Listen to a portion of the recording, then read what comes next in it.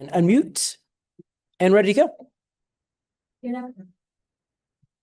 My mic on, everyone hear me? All right, try to project all the way to the back. Good afternoon, everyone. We're gonna call this meeting to order. Welcome to our Personnel and Budget Committee of the LA City Charter Reform Commission. This is our last Personnel and Budget Committee meeting before we transition into our ad hoc committees, which the first one will be taking place this Saturday. We're gonna start with roll call. Commissioner Field, present. Commissioner Thomas will be joining us later Yes, today. he's running behind. Just sent me a message. Okay, he's on his way. Myself, Commissioner Mack is present. We have a quorum. Some housekeeping reminder, this meeting is being broadcasted live. For anyone joining us today, we do have Spanish translations in the back, all the way in the back. Gonna have our Spanish interpreter say a few quick words. Oh, I don't need a mic. Si alguien necesita servicio de traducción en español, yo, mi colega, estamos aquí. Avísenos si tenemos auriculares y equipos acá atrás, por favor. All right, thank you. Now we're gonna go over to public comment and move from vice staff. Okay, thank you. Thank you, Madam Chair. We are gonna do in-person public comment and then back to online public comment. And then I'll do a final sweep in the room. I'm just gonna call folks up. Please come up. It is a one-item agenda, which means one item plus general public comment is a total of 2 minutes of public comment. And I'll give you a 30-second warning for when your time is up. Correction, actually, I think we do a two-item agenda. It's a 2 item, sorry. I could be. Oh, it is. Thank you so much because of the presentations. Yes. Presentation. So it is a 2-item. So that's 2 items plus general, which is 3. Thank you, Madam Chair. 30-second warning still. So I'm going to call folks up. Let's see. Carolina, Ju, and Andrea are our first 3. Well, we have 4, and then Kevin is number 4. So please come up and adjust the. There you go. Let me get my handy little timer here ready. You give me 2 shakes. Okay. How much time would you like? I'm gonna ask for 3 minutes, but I may not be so. Okay, just a little closer to the mic. How's that? Perfect. Go. Good afternoon, Commissioners. Carolina Goodman, League of Women Voters of Greater Los Angeles. I first want to acknowledge and express appreciation for the enormous amount of work that has been tasked to the Charter Reform Commission with such a short timeline. Before you have a written comment from the League of Women Voters of Greater Los Angeles about the reforms that we strongly support. I want to spend my time today emphasizing the critical need to address LAPD's discipline system. City Council's 2024 proposed ballot measure to reform LAPD's discipline system was vetoed by the mayor. City Council expected that this important issue would be taken up by the Charter Reform Commission. The current LAPD discipline system is not working. You must make this issue a priority. Correspondence from LAPD's police chief to the police commissioners on September 9, 2025, regarding the Board of Rights hearings during 2024, revealed that only 15 of the 30 recommended terminations were upheld. Additionally, 16 of the 17 recommended penalties resulted in lesser penalties or deemed out of statute. Let that sink in for a minute. Chief McDonald does not do a shoddy review of misconduct. During this October 7th Police Commission meeting, commissioners expressed the need for the Charter Reform Commission to consider changes to LAPD's discipline procedures. Chief McDonald agreed and added how he is required to find work for those officers he no longer trusts to serve the public. It's true that the Charter Reform Commission has an overwhelming amount of recommendations to consider. LAPD's discipline process is directly connected to public safety, and reforming this system must be a priority. Thank you. Thank you. Ju, how long would you like? 1 minute, please. Go. Good afternoon, commissioners. My name is Ju Hong, and I'm representing on behalf of UCLA Labor Center, and I'm here to support LA Black Worker Center. Right now, each of you has power to champion reforms that will mandate change, and the impact will outlive any mayor, any council member, and any department head. And if workforce equity is left to internal policy, it will always be optional. And we know that this optional is never prioritized, and that is why we're asking you to prioritize workforce equity and include LA Black Worker Center's recommendations in your final report. Thank you. Thank you. I assume you're Andrea. Yes. All right. Okay. 1, 2, or 3 minutes. 2 minutes. Go. Okay. Hello, commissioners. I'm Andrea Slater, and I'm here with Care at Work from the UCLA Labor Center. And we're also here to support the Los Angeles Black Worker Center. We are here in alignment with the LA Black Worker Center because we share the same bottom line. Workforce equity is not just a nice to have.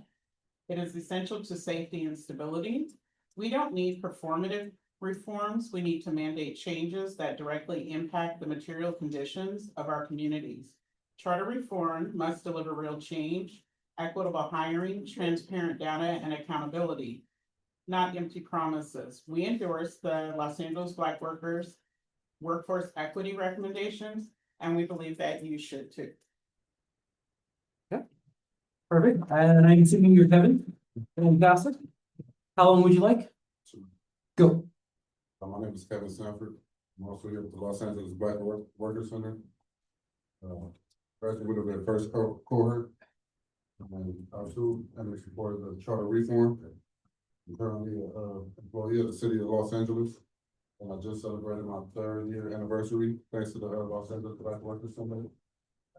This employment has changed my life, my family life, as well as, people in my community that see me get up and go to work every day. This past December, I recently took a civil service test. And questions on that test had nothing to do with the study material I was provided. And really gave me no chance to, further my career and better my employment status. And I feel like it's unfair, it need modernization to give everyone an equal opportunity.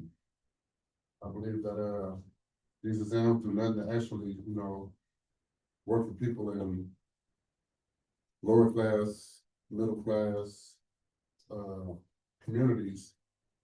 And it's frustrating, really frustrating, and it screams out a lot of African American, a lot of not just African American, but all races. And I believe that's unfair, and we also deserve them opportunities. Thank you. Thank you so much.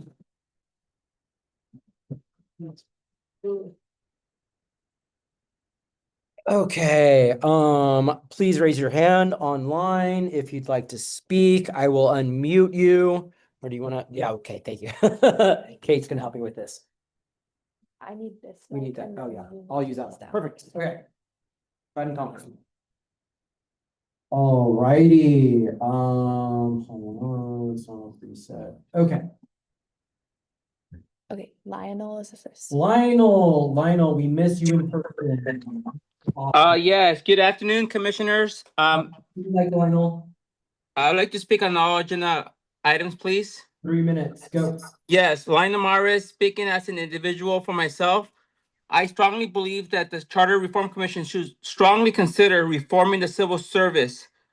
I have, in the past, I've taken civil service exams at the county level, city level. And some of those questions do not relate to the job duties. And it feels like there's a disconnect in those exams, some of those exam questions. Some of them are mathematical, advanced math, and that doesn't nothing to do with the job itself. I think that they should place a greater emphasis on experience. It has to be practical, and I don't think some of those exams are related to the job. They're not, and it's not coming from me, but I've heard this from other civil servant employees, both the county and the city level, who have said the same thing. And I think that this Charter Reform Commission should strongly consider reforming how those exams are applied, what kind of questions are being asked, to level the playing field, and to also consider making it easier for current civil servants to transition to another city department if there's a vacancy within the same job classification. For example, if the employee is an admin clerk, there's another opening for city clerk off vacancy, or Rex and Parks, city attorney. If there's at the same classification, they should be able to transfer without taking rigorous exams or essays, because that's just counterproductive. So we should reform the civil service. I'm not asking to abolish it, but make it better, to make it to the point where it makes sense, because it's a lot of red tape, and a lot of people have said this. Even current city employees have said this. Even with those who have many years of experience, 10, 15 years plus, et cetera, et cetera. So I think I mentioned this before, but we should consider this, please. Because there are many departments across the city that have vacancies, and many Angelenos, taxpayers, need those services to be provided, and the city departments don't have enough resources to provide those services. And the LAPD has the biggest budget. It's not fair for other city departments to be underutilized, underfunded. We need to fund those departments so Angelenos could get the services that they deserve. And I'm also a resident of LA, so I also pay taxes. So, thank you very much for your consideration. Thank you, Lionel. I just want to note for the public that Commissioner James Thomas is on his way, and he's listening to public comment via Zoom, but not able to participate. Our next speaker? Irene. Irene, we're taking you off of mute. Can you hear us, Irene? Yes, thank you. Can you hear me? Yes. How long would you like, Irene? All agenda items, please, and yes. Go, 3 minutes.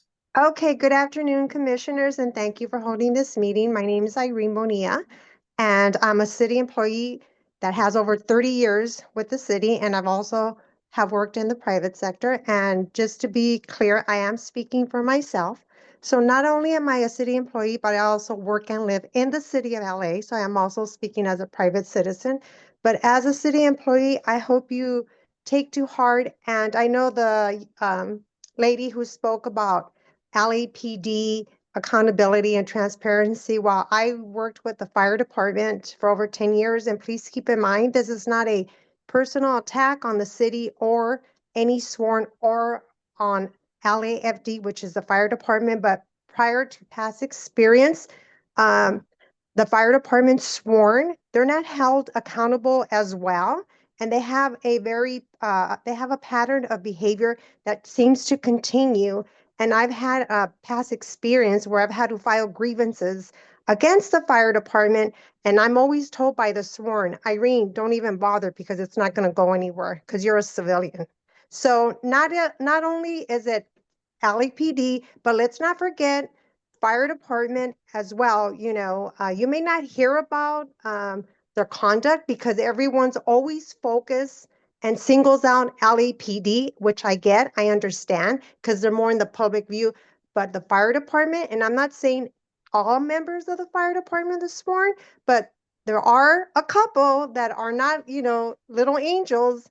And working with the fire department, I do speak from experience, and that the changes that have to be made in accountability and transparency is not only for PD, but also for fire sworn. And also, the State of California Civil Rights Office allows you to file within a year. And then after 3 years, as an individual who filed a case with the State of California Civil Rights Office, you're allowed to petition the Civil Rights Office for copies of your case.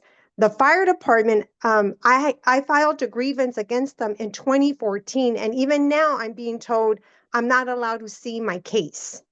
Why? It's been how many years moving forward?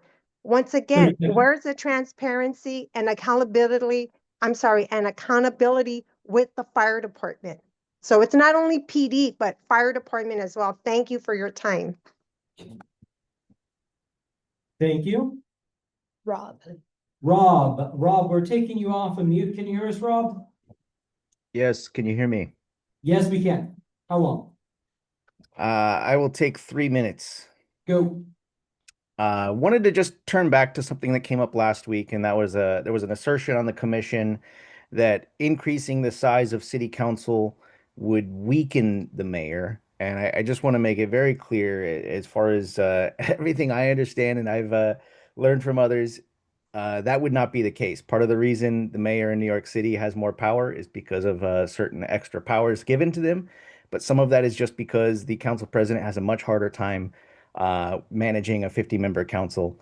We don't want to go that big, but increasing the size of the city council makes the mayor a whole lot more relevant. I also want to note that we've repeatedly suggested that the pensions of city employees convicted of felonies related to their jobs should be stripped. This is something that a council motion from Mitch Englander explored, a budget memo from Curran Price explored, and the answer we got, I don't know because it was a confidential memo, but I would assume is we can't do this without changing the charter. Can we do this in the state of California? Absolutely, yes. The state of California does it. LA County does it. And appreciate Commissioner Thomas speaking up about this issue, how we shouldn't have killer cops getting their pensions. But this is something that has not made it into the staff report, and maybe it's not something worth your time, but we should be conscientious in what we're leaving off the table. I want to just kind of conclude by noting a memo that I submitted, very late, granted. Apologies, but it goes into a little bit of detail on a proposal for an alternate charter review process. There's more to give here as far as potential appointments, timing, all kinds of details, but the challenge with a 10-year wait for periodic review is there's an inherent limit to how much we can include on one single ballot. There has been a suggestion we could do it every 5 years, and I think that's a great idea. But that also means that we have to go through the pains and costs of starting up a new commission within a few years of the last one completing its work. Charter reform is a bit messy and it diverts city attention away from everything else going on. So we might not want to do it in a big, messy way all the time. My suggestion is we establish a permanent charter and governance reform commission with limited review power.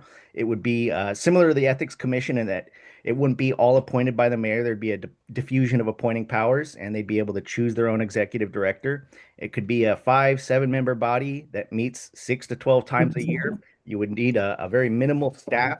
What this would do is allow us to actually have ongoing maintenance. And then once every 10 years, we could do comprehensive charter review, and we could extend the lifespan of this commission. We open it up, have 8 commissioners added via open application, and we actually spend extensive time sizing things up so we're not stuck all on one ballot. And for an example, we could say we're putting something on the ballot in 2020 or 2036, and this commission is going to do a part 2 And put something in there in 2028. Okay, last week, in person, I know, Nick, you're just gonna come up here anyway, so. I do, oh, we're getting the update list. You got the late list, Nick. We're marking you as tardy. Hopefully we can get the trains to roll those frequently, then it will be done time. That's another organization. In the road. Okay, I've got 3 more people. I've got James, Nicholas, and Eduardo. Oh. Or Eduardo. I can call him. Okay, please come up. Where do I? Here. As we said. Yeah. Let me know 1, 2, or 3 minutes. 3, I guess. Go. Usually I write these more, but I was scrambling today, so I'm so sorry. Honored commissioners, first, I wanted to thank you so much for your work on this commission. I know it's been incredibly contentious and difficult, especially these last few sessions. And I appreciate the difficulty of this work. And also thank you so much to the staff, who's, that's a lot from everyone. I wanted to speak in favor of passing forward the specific recommendations from the ad hoc policy committee, but also to the broader surrounding police reform. All of these have been proposed by LA Ford, the DSA, Ground Game, Catalyst California, League of Women Voters, many organizations. The recommendations essentially, as you know, fall into three broad buckets. There's the reforms to the general liability, which is item number 8, revisions to police discipline, which is items number 2, 3, 4, and 9, and then protections for citizenry during protests, which is 1, 5, and 6. I would ask for these reforms to be passed through and discussed with the highest priority in the general committee. As you have certainly seen in these meetings, it's a topic of enormous interest with broad coalitional and citizenry support, and I do think that it deserves to be spoken to in the broader community. I'm aware the ad hoc committee is being tasked with discussing feasibility and but given the weirdness surrounding the ad hoc committee, which to be clear has been greeted with a lot of trepidation amongst a lot of organizations who have been observing the work, including the fact that we're not really sure how it was appointed. Half of it is mayoral, only one of the 3 of you is on that committee and able to speak to the work that has been done in this committee. I would really strongly encourage that whatever, and again, I'm not an expert in the procedure of this charter commission, but I would love if those specific reforms were passed through to the general committee, who I do believe they deserve to be proposed. Also advocate for them on the ad hoc committee, but that was what I had to say to you guys. Thank you so much. All right, thank you. Nicholas, Nick. Yeah, you're up. What? You're up. Nick. Oh, okay. Yeah. Sorry, I came up here before. No worries, no worries. Yeah. Thank you. Good friends. Go. Thank you. Good afternoon, commissioners. My name is Nick Caputo, and I'm the executive director of Livable Advanced LA. I want to speak about personnel systems, budgeting, and why these issues go to the heart of whether Los Angeles can function at the scale it demands. LA does not lack good ideas or good intentions. It lacks structural capacity across departments represented today. DWP, Public Works, LAX, the Port, and others, we see the same pattern. Long-term capital projects governed by annual budgets, rigid personnel systems built for a smaller city, and fragmented authority that pushes operational problem solving into council offices and political staff, overloading them. Disorganized, non-communicative, and understaffed departments are the single largest wrench in the gears of the city of Los Angeles. When departments cannot hire, retain, or coordinate effectively, council offices become de facto service hubs. That means council members and their staff spend enormous amounts of time resolving basic constituent issues that should already be handled administratively. Fixing personnel and budget structure is not abstract reform. It is how council members get more time back to legislate, oversee, and lead. I'm looking at you, Eduardo, where I hope you did well. I also want to encourage this commission to take larger swings. It is politically costly for elected officials to meaningfully add or remove charter reforms once they are placed before voters, especially in an election year. So there will be consequences to stripping too much out of this. That means this commission should not send forward what feels barely feasible. You should send forward what you actually believe would remedy the problem.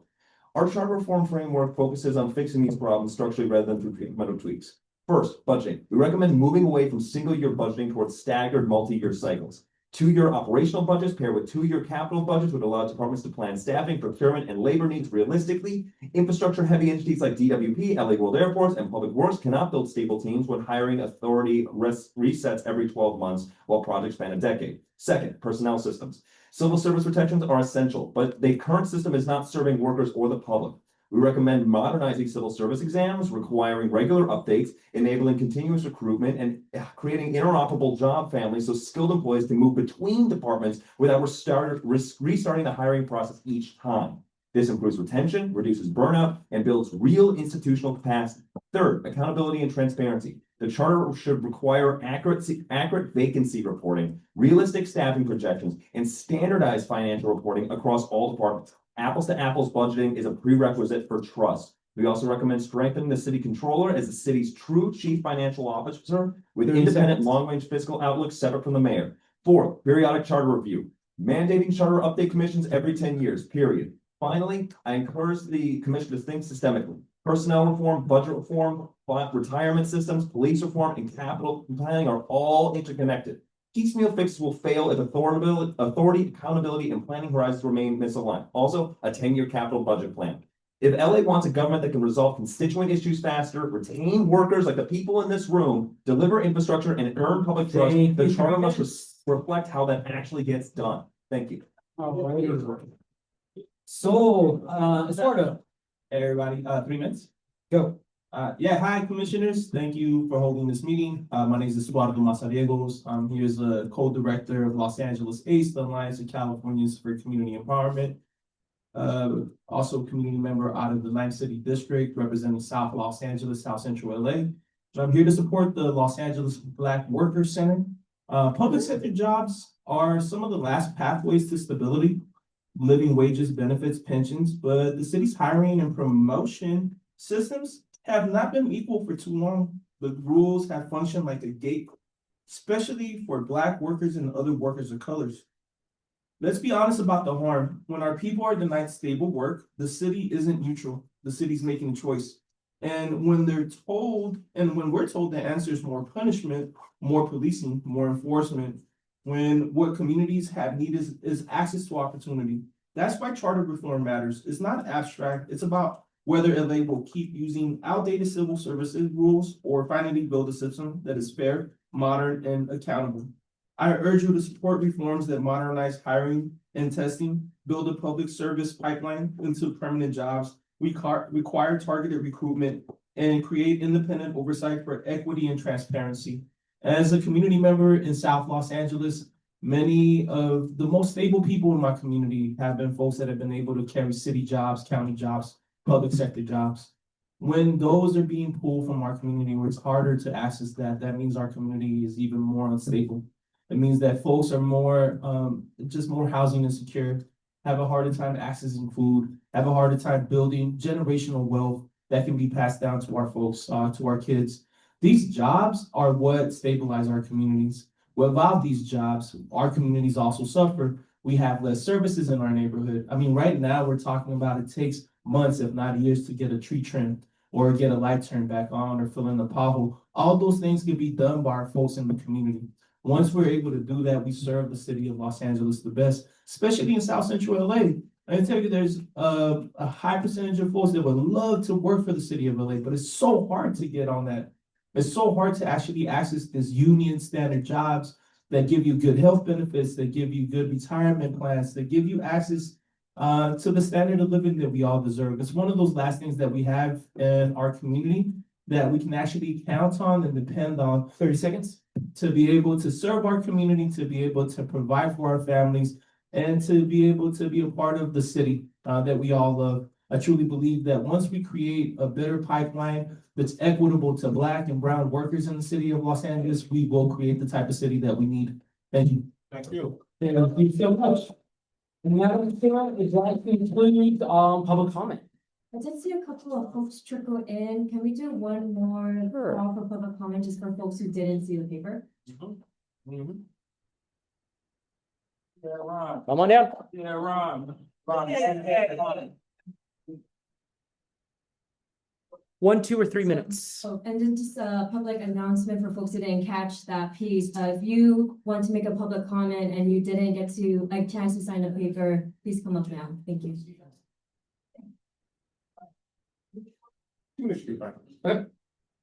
Hello, Commissioners. My name is Ron Collins. I'm here with the Brothers on Subs Coalition to support the Los Angeles Black Workers Center's workforce equity recommendations.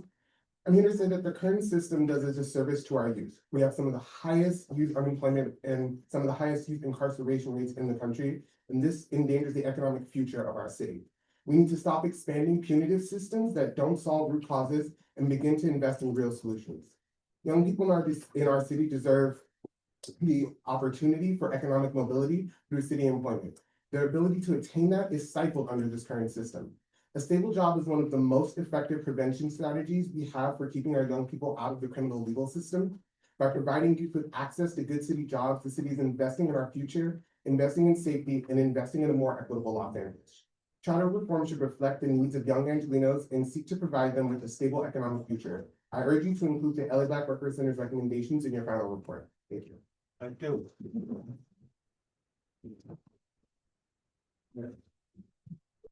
How long would you like? What's the maximum? 3. 3 minutes, all right. I'll take the three, I may not need it all. But thank you, commissioners, for having this hearing today. My name is Chauncey Smith, and I'm an associate director at Catalyst California, an organization that advocates for racial and economic justice and to change public systems to make them more equitable for Angelenos. I'm here today. I did a presentation in December where we walked through a whole host of recommendations to address the issue of policing in the city of Los Angeles. I'm very grateful for the commission for taking up this issue because it's of significant public importance within the overall scheme of safety in the city of LA. This is something that the commission needs to address. We have numerous significant events coming down the pipeline in the near future with the Olympics, the World Cup, and the Super Bowl over the course of the next few years. And with that in mind, we need to make sure that Angelenos, especially Angelenos of color, are well protected and not subjected to over policing and police violence. As I mentioned in December, one of the primary issues when it comes to LAPD is racial profiling, and one of the primary methods through which racial profiling occurs is through what is known as a pretextual stop, where officers use minor traffic violations to disproportionately stop Angelenos of color, subject them to very dehumanizing searches, and all too often it results in uses of force or instances of police violence. Moving forward, I would recommend that the commission submit recommendations to the city council and to the mayor to ban pretextual stops because they are very harmful and counterproductive to safety. They actually undermine community safety in the city of Los Angeles. In addition to that, I'd also like to double down on the recommendations that I offered up in December, which include ensuring greater protections for free speech and First Amendment rights. We saw during this past summer, there were significant attacks on protesters that were there to defend undocumented communities, and it resulted in numerous instances of people's First Amendment rights being violated. In addition to that, the Office of Inspector General should be conducting routine annual investigations into pretextual stops and law enforcement uses of force. Right now, the OIG has those powers, but it hasn't exercised them in years. Okay, all right. And just to sum things up with the last 30 seconds, I'll say that there's a significant need to increase city council's power when it comes to oversight and investigations of LAPD. Right now, the council has the power of the budget, but they should also have powers to conduct investigations and pursue channels of police law enforcement discipline.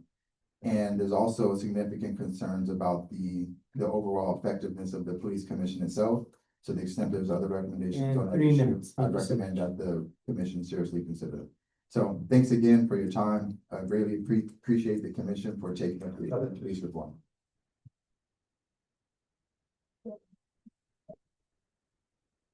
How long? 3 minutes, please. Go. Hi, my name is Fatima Murrieta. I'm a senior organizer with Jobs to Move America. And at Jobs to Move America, workforce equity is crucial to the work we do. We believe in equitable hiring requirements, public reporting, and real accountability.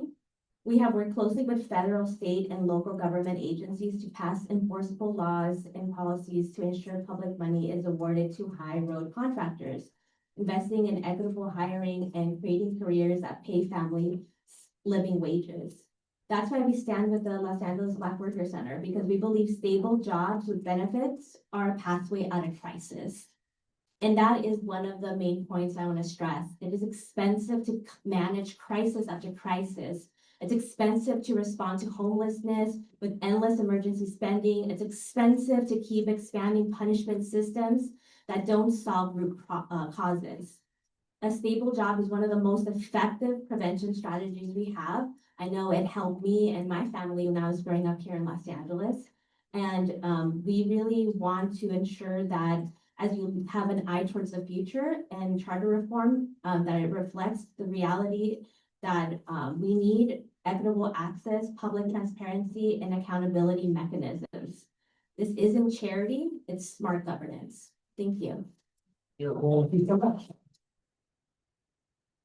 I think that's it. Next, wanted to check and see if there's any neighborhood council community impact statements filed for today and willing to speak. All right, Seeing none, we're going to continue. The first thing on our agenda for line of business today is approval of the meeting minutes for our December 16 personnel and budget meeting. Can I get a motion to approve the minutes? So moved. Commissioner Mack will second that. Any discussion? All right, seeing none, the meeting minutes are approved. We're gonna go kick it off with the first agenda item, which is our study session. I'm gonna pass it over to staff to read the agenda item into the record and then administer it. Thank you, Madam Chair and Commissioners. And good afternoon, everyone. Item number 1, study session, personnel and budget. Comment and discussion on issues related to civil service and personnel multi-year budget cycle, periodic charter review with, let's see, presentations from Department of Water and Power, Los Angeles International Airport, LAWA, actually Los Angeles World Airports, Department of Public Works, Port of Los Angeles, the Harbor Department, Los Angeles Black Workers, LA City, Employees Retirement System, Lacers. Alrighty, so I think we're gonna do the 3 proprietaries first, correct? Yes, who are we queuing up first? Let's do, I think we're gonna do Department of Water and Power first. Are they here? Yeah. Okay, LAWA. LAX? Nope. Then I think the port. Oh wait. Yeah. Law. I was asking Paul if they want to go first, but. Okay. This is LAWA? Yes. Fantastic. Okay, give us a couple seconds. Let me get your presentation all queued up. Commission schedule. LAWA. Could we be sure that the speakers identify themselves, because I don't see names in the report? Are you commission, are you staff, etc.? Give us 2 seconds. Okay, almost there. There we go. Okay. Let's see if I can find, oh God, hold on. I might not be able to do this. Hold on. I need my glasses to see what there we go. Single page, where's presentation? Nope. Here we go. You slideshow. There we go. Okay, ready for you. Just let me know when you need the next slide. Great, good afternoon. My name is Becca Dover. I'm the Assistant General Manager and Chief of Staff of Los Angeles World Airports. Good afternoon. I'm Crystal Lee, Deputy Executive Director in the Airport Development Group at Los Angeles World Airports. Thank you for having us today. Next slide, please. See if we'll go. There we go. Great. You can read all the text there, but today's focus for us today is going to be kind of talking about the evolution of LAWA's operating environment and how it's become more sophisticated over the course of the last 20 years. And the changes of current LAWA's operating environment require more tools for talent acquisition, procurement, and permitting. As some of you may know, we have a $30 billion capital program. That's the largest in the city's history and includes 2 transformational projects that have introduced entirely new functions under the airport's purview, that being our CONRAC and our automated people mover. And we've used alternative delivery methods for these capital projects and many others.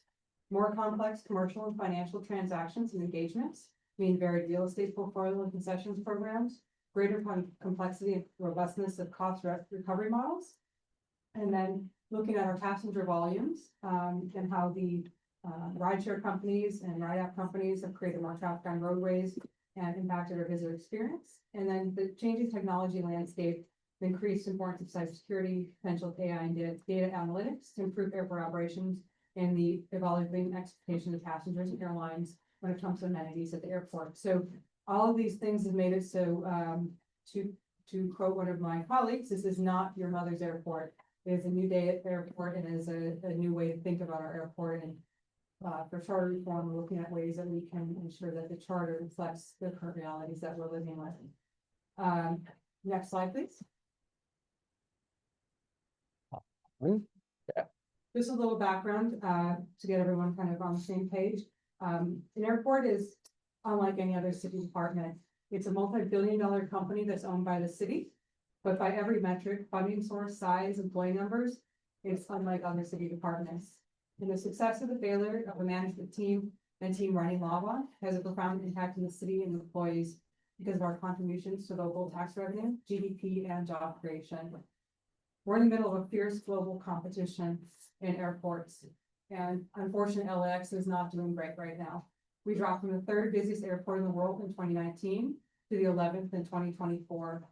We're the 97th worst recovered of the top 100 airports post-pandemic, and our we have poor customer service rankings in terms of how we rate versus other mega airports. For instance, LAX ranks 15th among 20 mega airports in North America for overall customer satisfaction. We have some of the lowest ranked airports. We're one of the lowest ranked airports in the world for customer satisfaction by the ASP Airport Service Quality Awards. All of these things we're looking to change and transform, but it is not easy for us to do that. But it is very important for us to do that because of the profound impact that we have on the local economy and the small local businesses who operate here. Of the 1,043 firms engaged in the CIP, that's our capital improvement program, that's the $30 billion worth of construction we're in the midst of. 423 or 40% are small business enterprises. 18.3% are local business enterprises. We have 19% that are local small business enterprises, and 70 or 7% that are disabled veteran business enterprises. We make a major impact on the city and specifically small businesses and local businesses. But we do have many challenges. Next slide. So now we're going to go to some of the challenges. Next slide. Thank you. The first has to do with our contracting authority over time. And this shows you kind of a slide regarding our value of our capital improvement program and the authority that we have as a percentage of our capital improvement program back in the 80s, 2010s, and now the current day. The last real transformation of LAX took place in 1980s. That was in preparation of the last LA Olympics with the construction of the upper level roadway and terminal upgrades. Now here we are. So a little closer to the microphone for us. Thank you so much. Now, here we are on the cusp of a new Olympics. And since the Tom Bradley International Terminal upgrade was completed in 2013, there has been little other investment since the days of the '84 Olympics. Here we are now with a $30 billion capital investment program, capital improvement program, and long overdue investments to transport ourselves into a 21st century airport. LAWA CIP has increased significantly in scope and scale, but contracting authority is not at pace. Did you just say who has the contracting authority? Why isn't it LAWA? Well, our contracting authority is, well, we have CEO contracting authority. The authority that our CEO has to sign a contract has not increased over time to keep scope with the dollar bill. Yeah, and that's within the charter. Yeah. We're gonna try and do questions at the end because we have a lot of presentations today. So same time, new contracting delivery methods are needed to and have been implemented, but the way in which we have to implement them due to our current roles and authorities is cumbersome. Labor and cost materials have gone up, and the needs have increased greatly because of our aging infrastructure, increased stress in the system due to increased passenger growth, and the demands that our customers and guests have for top-rate facilities, especially looking players to international facilities. Which brings us to, next slide, procurement challenges. So one of the things we'd like to address today is our procurement challenges, which include administrative inefficiency, contracting delays, and duplicative processes. And we have relied heavily on co-sourcing to adapt to this new operating environment that we have. But LAWA enters into as many as dozens of contracts each year that are critical to our capital improvement program delivery, airport operations, and providing opportunities for small and local businesses. But current approval requirements cause lengthy delays in awarding even low-dollar contracts, and the burden of LAWA and city staff is felt because of this.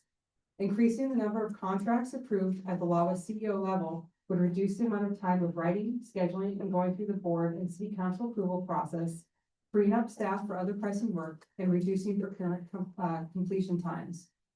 Currently, the procurement process, even for smaller contracts, normally takes at least 6 months. 6 months for a small contract. Board approval process adds at least 30 to 45 days in the procurement cycle. Providing the CEO with increased contract authority will improve contract approval processes by increasing the speed at which smaller, routine, or sole source contracts, government fees, for instance, get approved and implemented, and reduce the number of workdays needed to bring a contract to the board, thereby allowing the department to continue operating more efficiently without work interruptions or slowdowns. Businesses and contractors often feel discouraged by the current processes, and as a result are reluctant to pursue opportunities to do business with the city. And that reduces the number of qualified firms on projects. If you look at this, you'll see that in 2025, 115 contracts went to our board. 53 of them were less than $500 million, and 28 of them were less than $1 million. Each one adds 30 to 45 days for process and consume staff and resources.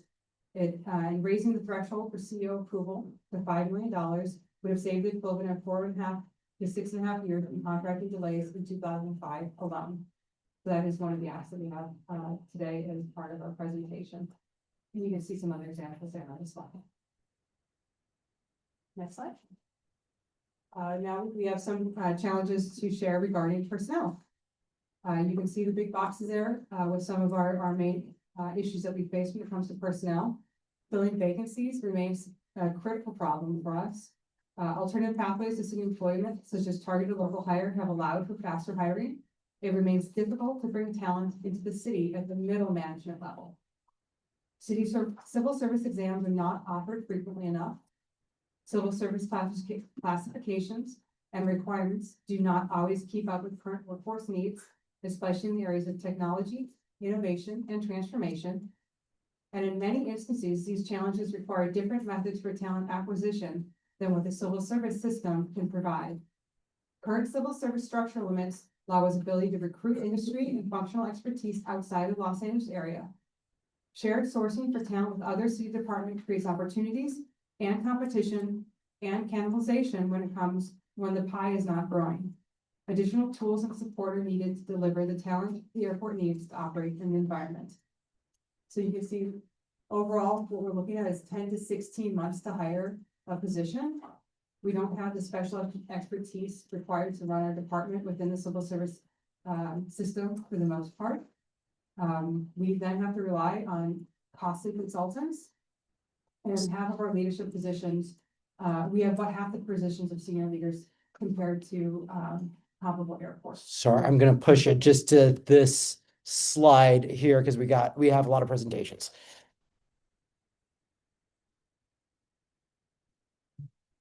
We have some permitting challenges. What? We do permitting challenges. Sure, really quick. I will make this very brief. The majority of our projects are alternate delivery, which does not meet the current systems. You can see on this slide the number of different organizations, internal city departments that we deal with, and it's not a straight path forward. There's even dedicated permit groups within those groups that help guide you through because it is so complex. Aside from this example alone, we spend over $10 million annually just on coordination. That does not include permits, that does not include technical review, that includes coordination and duplication of things that we're already doing to ensure our airport quality. In addition, we've made great strides with these departments and partnerships. We've worked with them vigorously and established LOAs, letters of agreement, and MOUs, memorandums of understanding, to establish processes that would help streamline, but those still, even after 10 years of working through it, have not made this an efficient process.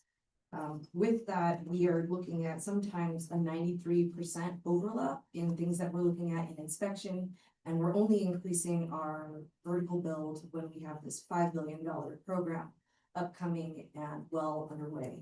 So just a couple of examples are, our internal staff, they look at things like border protection control, TSA, and our FAA rules, the Federal Administration.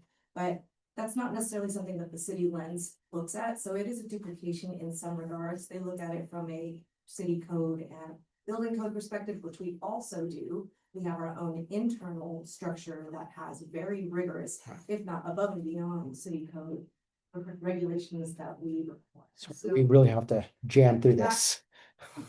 The solution is charter reform. Thank you. Thank you. Here we go. We're again, Commissioner, we're gonna do questions after all of them because they're gonna, because it's gonna be 3 proprietaries and then we're gonna do questions. Yeah.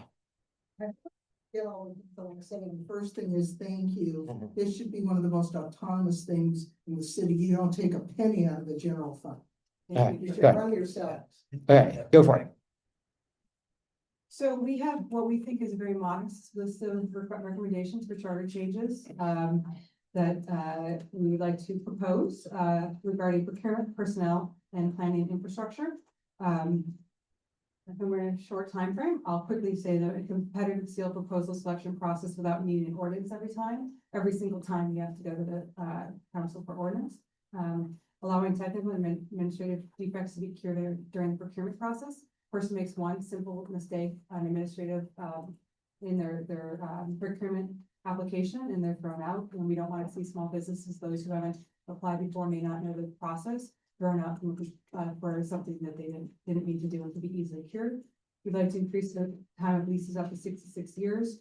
And city council, regarding the city council meeting cadence, if that changes, we would need to change the number of days for city council apps, just so we had continued expedition of our items.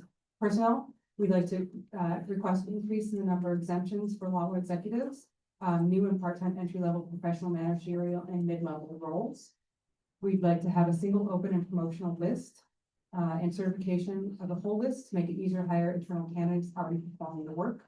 And temporary appointments up to 2 years and waiving the 120-day cap on retirees. And finally, for planning and infrastructure, we'd like self-certification and self-permitting within LAX, Van Nuys, and other relevant specific plan areas as part of charter changes. We'd like to have the Charter Commission look at conforming changes to authorities having jurisdiction, AHJs, and Crystal can tell you more about that if you have questions.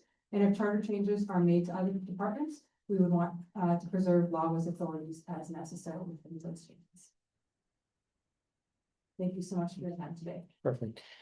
Thank you so much. And the reason we're having all 3, because a lot of them are gonna have crossover and similar. Yeah, you got it. So having them all stick around is gonna help. I think we've got DWP. Okay. Before the power goes out, let's I had to. Thank you so much. All right, I'm gonna get it on the screen. On Public Works. Here.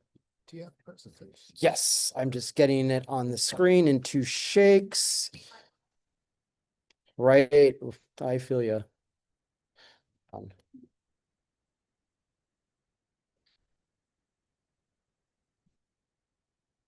Okay, let me get rid of this.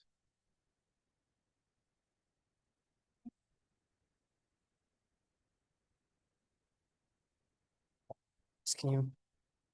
Oh, we already have these? We already have them. Okay. One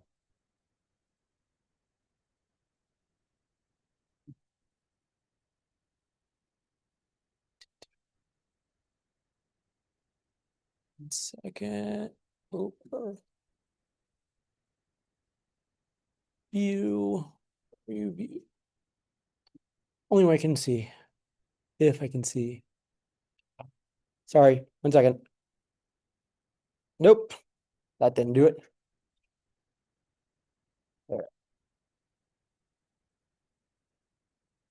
There's the cursor. Slideshow. Vault law. Okay, I think we're good. Go. And really loud into the speaker for our folks at home. Good afternoon, and thank you for having us. My name is Janice Quinones, and I'm the CEO and Chief Engineer of LADWP. And next to me, I'm gonna let Fernando introduce himself. Hello, Fernando Valero, Executive Director of Strategic. A little closer to the microphone. Thank you. I'll try that again. Fernando Valero, and I'm the Executive Director of Strategic Issues at LADWP. And Fernando has been working very closely on this process for us. So I asked him to answer questions as needed or interrupt me or change anything I said wrong. So please know that he's an essential part of this process. I will start by saying anything that I share here has been an actual process that we did in the department. We hire a consultant to look at the charter, look at the admin code, and look at our policies and procedures, plus our strategic 10-year plan, to look at the things that we need change in order to execute the goals that we have, which are very ambitious for the department. I'm sitting here because this is very important to me and to the department in order for us to be successful. I've been in the department now 20 months as of yesterday. But I've been in the industry for over 20 years, and I've run operations, engineering in both natural gas and electric for those 20 years. I've been part of the customer service organization, and I've done many things in the industry. So anything that I say is based on my experience and the work that we've done with the consultant based on the language that we find in the charter and the admin code. So I just want to give you a brief overview of DWP. And so next slide. DWP is the largest municipal utility in the nation. We serve over 4 million businesses and residents. It's the largest public power utility. It's the second largest water utility. So when you think about DWP, it's like having two utilities and one department.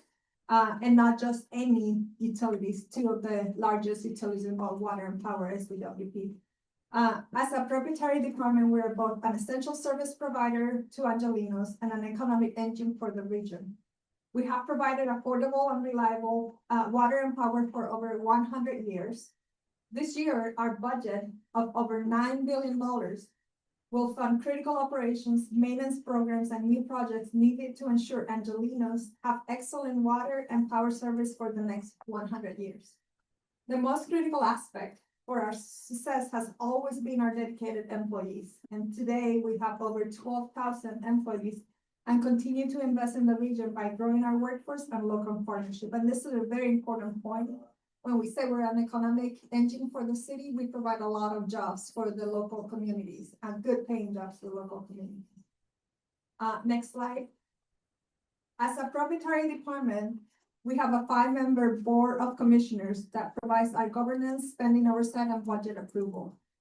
Our budget is entirely funded by our customers, and we do not draw from the general fund. All the money that we receive is invested back into the system to promote safety, reliability, customer service, and customer affordability, which is one of the good things about public power, that we reinvest in the system for the benefit of our customers. Our credit rating is separate from the city's. However, for the charter and council resolutions, the city council may direct that surplus funds from LADWP be transferred to the city to mitigate financial impacts or uncertain tax revenue. Since 1971, we have been transferring approximately 5 to 10% of our revenues to the city's general fund under this provision. This year alone, it was about $225 million that we transferred from DWP to the general fund. We are given direction by the council and the mayor on important city goals, such as those for clean energy and local water. The mayor and city council also have oversight on certain operational decisions, additional to reviews provided by our board. So we have a lot of layers of oversight to how we spend our money. We're also regulated by the federal government and the state. And many state and federal agencies provide oversight for just compliance and operations. Finally, within our workforce, we have many specialized positions that are not found in other city departments. However, we are bound by the same city hiring process with the city personnel department. Next slide, please. So let's talk about the water company, our water system. Regarding operations, our vast water system supplies water from LA Aqueduct, local groundwater basins, and the Metropolitan Water District. And we have over 7,000 miles of pipelines that support our customers. The LA Aqueduct was our original source of water, and it dates back to 1913. While mainland distribution system can have a life expectancy of over 100 years. More than 30% of our water main lines are over 80 years old. And an aging infrastructure system requires a robust maintenance program as well. This year, we're spending over $2 billion on water supplies and delivery infrastructure to continue to ensure that you turn on the tap, you get the water that you want, high quality water. Next slide. Our power system is also incredibly vast. Like water, we have been providing reliable and affordable power service to Angelinos for over 100 years. We secure power from over 5 states and maintain a network of power lines and cables stretching over 15,000 miles to provide Angelinos with reliable electric that is essential for their well-being and the economic success of our region. We have also been leading the way to transition to clean energy. 25 years ago, over 50% of LA powers came from coal. Today, as of last November, LA has completely divested from coal, and there's zero coal in our energy portfolio, and over 60% of our power is carbon-free. This year, we're spending over $6 billion on power supplies and delivery infrastructure to ensure that when you flip the switch, you get electricity. Next slide. A big effort for LA DWP in 2025 was to support the Pacific Palisades recovery after the January 2025 wildfires. Over the past year, we have rebuilt over 1,800 power poles and installed over 334,000 feet of conductors, conducted over 61,000 public hydrant inspections, and collaborated with LAFD to enhance the efficiency of hydrant repairs. And there's many, many more efforts that are needed because of the wildfires and the findings of our after action reports. Rebuilding of the Pacific Palisades and the strengthening of the resilience of our water and power system more generally will remain a core priority through 2026 and beyond. Looking to the future, however, we will need to not only invest in these priorities, but also in the solutions that will deliver transformational outcomes to our customers and the communities we serve. For example, we will need to transform the electric grid, transmission and distribution systems to enable the city's vision for electrification and to ensure power is coming from 100% carbon-free sources by 2035.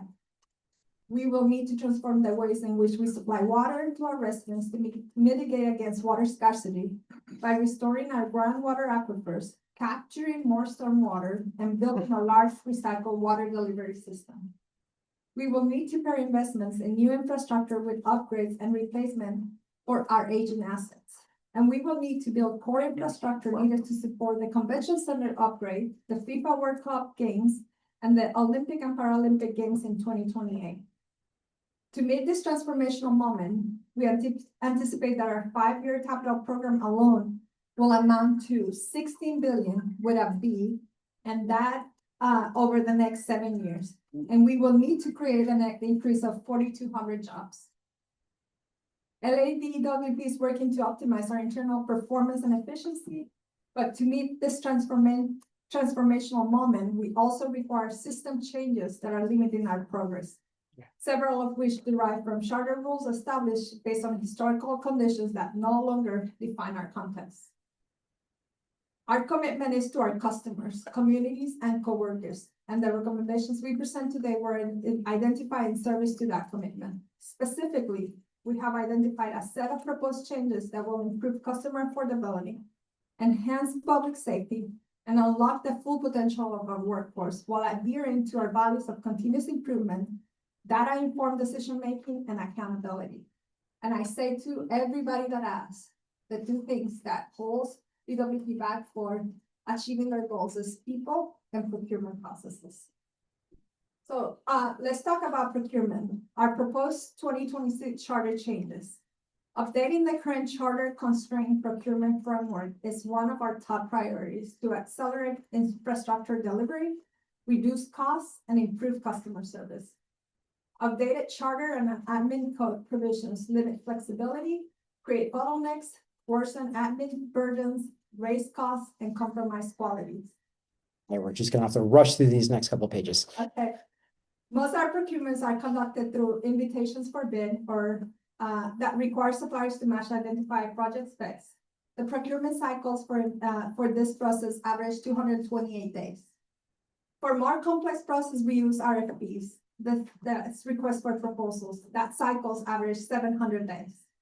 The cycle times are up to 3 times longer than our peer utilities, and they not only delay critical projects, but they increase cost to inflation and miss production slots. We estimate that impact alone results in over $32 million of additional expense annually. To address these shortcomings, we propose the following reforms: lowest cost versus best value. The city charter requires us to award contracts to the lowest responsible bidder, emphasizing price over best value. This practice is outdated and constrains our ability to secure the supplier that best meets the needs of our system and our customer needs. And at times, it has even resulted in quality and security concerns for certain materials that are critical to our system. While limited exception exists, there needs to be an overall shift from lowest bid to best value procurement to prioritize quality, security, and total life cycle costs. The competitive seal proposals or RFPs. We are allowed to conduct competitive seal proposals or RFPs for specialized projects and equipment that often leverage what we call alternative procurement methods. The typical procurement methods is to rely on a design build approach where supplies may differ from each segment. But the industry practice have evolved significantly where now you can have engineering, procurement, and construction bids, where one supplier takes all aspects of a project. While we consider these broader methods in an RFP solicitation, doing so requires individual ordinances to be approved by both the board and city council with a 2/3 majority before we start the process. This process typically adds another 9 to 12 months into our timelines before the solicitation can even begin. We propose to remove prior city council approvals to enable faster project delivery. Equipment repairs and services software. This is an important one because we're constrained on single source sourcing. And some of this we have, there's only one source of procurement. Let's say your IT software, if you use Oracle, there's only Oracle can give you Oracle, but we're required to bid that, which means that we're adding cost and time, and the only one that can provide it is Oracle. So we're asking that we get an ability to contract directly with OEMs for critical equipment repairs, servicing and parts needed for critical infrastructure, including software that is only available from a single vendor. Next slide. Okay, I know we have still 5 more slides, so if we can as quickly as possible, because we do have several presentations to go. Along with proposed charter changes, there are several admin codes changes LADWP is proposing that are consistent with the charter changes. Admin codes purchasing and contracted limits for LADWP are very low, outdated, and fragmented, worsening the admin burden for our board and city council and slowing critical utility operations. Low limits are present for small purchases, monthly limits, and GM authority. For example, despite a $9 billion budget, the GM authority to approve personal and professional services contract is limited to 1 year and $150,000. When I was the senior VP of electric operations at PG&E, my limit was 25 million. As the GM, it's 150,000. And that limit hasn't been updated for over 15 years. For non-personal, non-professional contracts, the GM authority is limited to $5 million annually. To accelerate contract approvals, improve responsiveness, and reduce costs, we propose to modernize this approval threshold, raise the emergency purchase limits, blanket PO caps, and GM approval authority to $10 million for personal services and $40 million for general services. If we keep it at 150,000 and 5 million, at a $9 billion budget, we're doing a lot of RFPs and single sourcing because of the limits of that. The other one that's really important, especially now how the industry is changing because there's so much need for new power, it's advanced payment. We have to be able to purchase equipment that have long lead time items, and the current process does not allow to do that. So we propose allowing advanced payments for long lead time equipment. And I have added a couple of benchmarking comparison slides, so you can look at it at your leisure, but you can see in red that we are completely out of benchmark, and this is against other public power utilities. If I align this to the private utilities, they won't even, we won't even make the redder. And so let's move into personnel on slide 12. And I'm just gonna go to the exempt positions recommendation. First, the charter allows to 1% of city full-time positions to be exempt. The charter currently caps the number of exempt positions to be WP to 15. And out of 12,500, having 15 positions are exempt really limits our ability to add new classifications and new skills that are needed as the industry changes rapidly. We are proposing to expand the current number of exempt positions to 1% of their current workforce. So that will be at 120 right now based on our 12,000 positions. Civil service testing exceptions. The charter includes testing and classification requirements. The process can be updated and misaligned to modern utility skill gaps.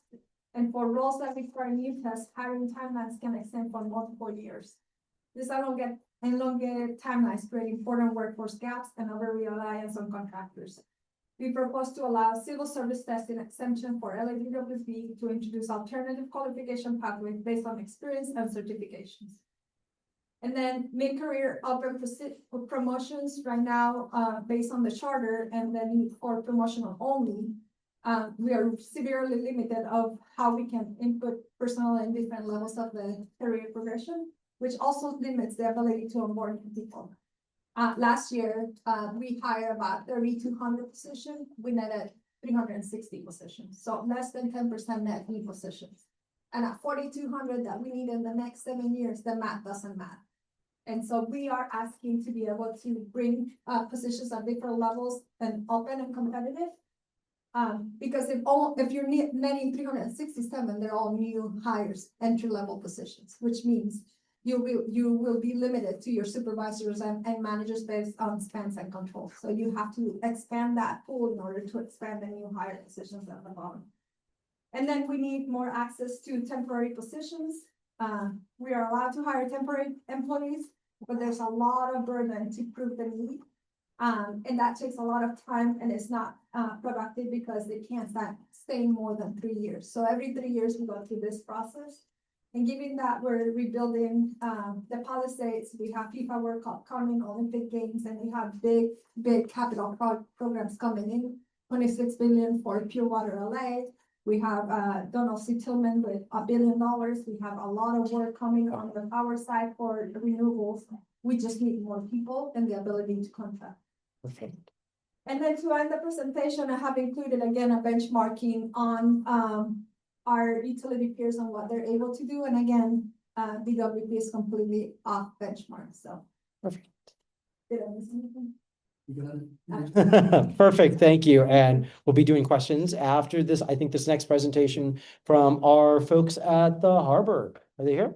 Yep, we got Harbor folks. Thank you so much. Okay, and I'm gonna get your presentation ready in 2 shakes. Okay. I hope you all aren't DWP, you're not leaving. They're not leaving. No, we're gonna do questions for all 3 together here at the end. Yeah. Because they have a lot of crossover. Meeting minutes, just knowing that Commissioner Case is on. At about 3:05, I think. Yeah. Where are you? Ports. There you go. 1 second. Download. Okay. Open. Pop up. Right, this is where it gets fun. For me. Okay. And then I got, thank God for glasses. You enter full screen. Oh, wait, no, I don't want enter full screen. I want slideshow. Slideshow. Okay, hi. Hi. Got right into the mic.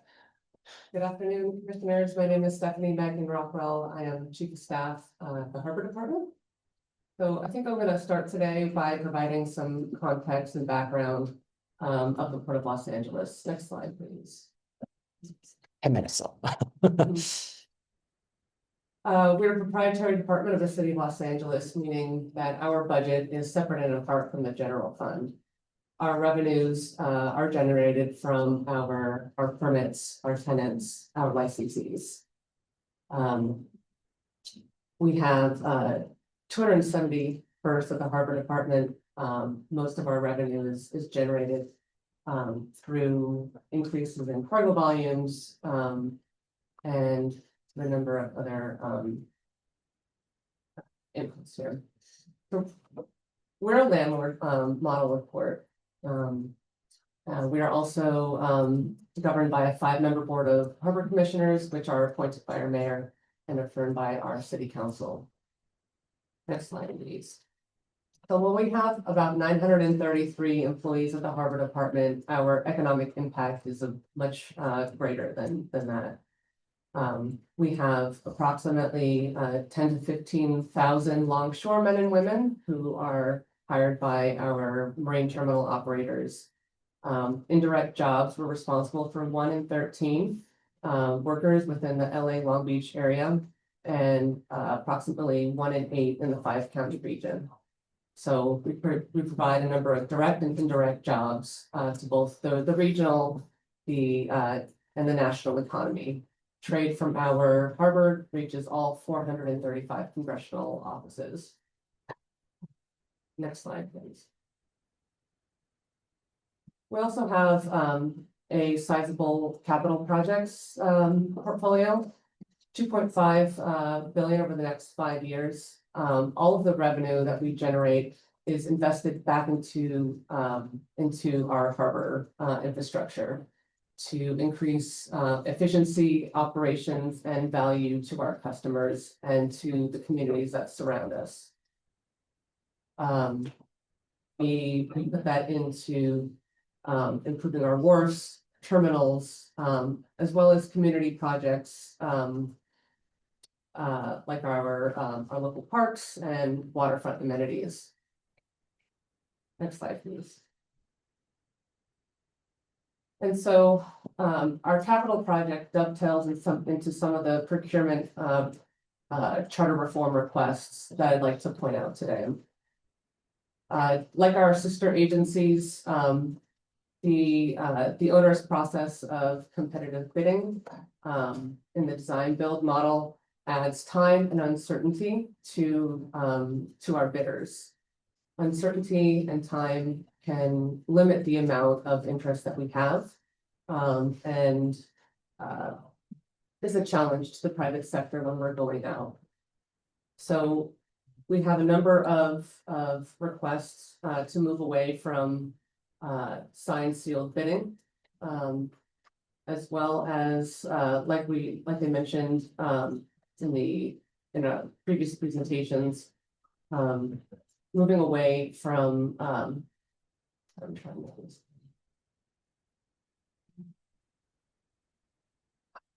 from the low bid criteria, so that we can gain the greatest value from for our bids in order to deliver projects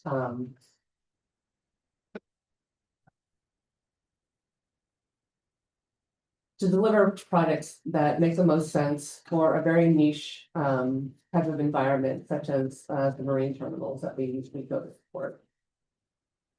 I would also like to add that if the council does move away from the 5 meeting Three. from the 3-day a week that they currently do now. Charter section 245 requires that all of our items have a holdover period, right? So if there is a change to that, we would like some consideration to that. Currently, we don't have an issue with it, but if that were to change and we move away from the 3 meetings, it would add a lot of time to our bids, our contracts, and just other administrative items that we need to do to make the harbor department work efficiently. Next slide, please. We also would like to see some efficiencies made to the civil service process and in the hiring. The board is supportive of efforts to improve civil service hiring process, particularly actions that would reduce the delays caused by the current processes, and or an increase in the proprietary department's autonomy over hiring. There are a couple of sections, namely, 1001, which directly address that. So, within 1001B, currently limits 1% of the regular authorized positions of the city workforce as exempt. We would be open to an increase in that amount. Additionally, we have a shared number of exempt positions with LAWA. We would like to see a separation from that model so that both proprietary departments have greater certainty in the amount of exemptions that we have. We share 10 currently. It does not outline in the charter where those 10 lie. It's simply a shared pool of employees. But we'd like to see some greater certainty so that we can onboard folks with technical and specialized expertise. We would also be supportive of changes to the charter that support greater efficiencies and speed in order to onboard in order to onboard employees. It does take nearly a year, if not more, to bring on someone from the outside. It even takes a number of months to onboard a transfer from within the city daily. So we'd be very supportive of reforms to the hiring process. A lot of times we lose out on well-qualified candidates, especially in our more specialized fields, like our environmental and our technical staff, simply because they are hired out into the public sector before we're able to make them an offer. And I'd also like to make a plug, very specific to the Harbor Department, for our port warden class 1, in order to have the ability to move either into lacers or the police and fire pension. That is a classification within the Harbor Department at our deputy chief level and can either be a promotional or an open position. It provides difficulty when we're looking to the outside to bring in qualified talent because their years of service may not match up to the two pension systems. And so we would like to provide folks with that flexibility in order for us to be able to onboard well-qualified candidates.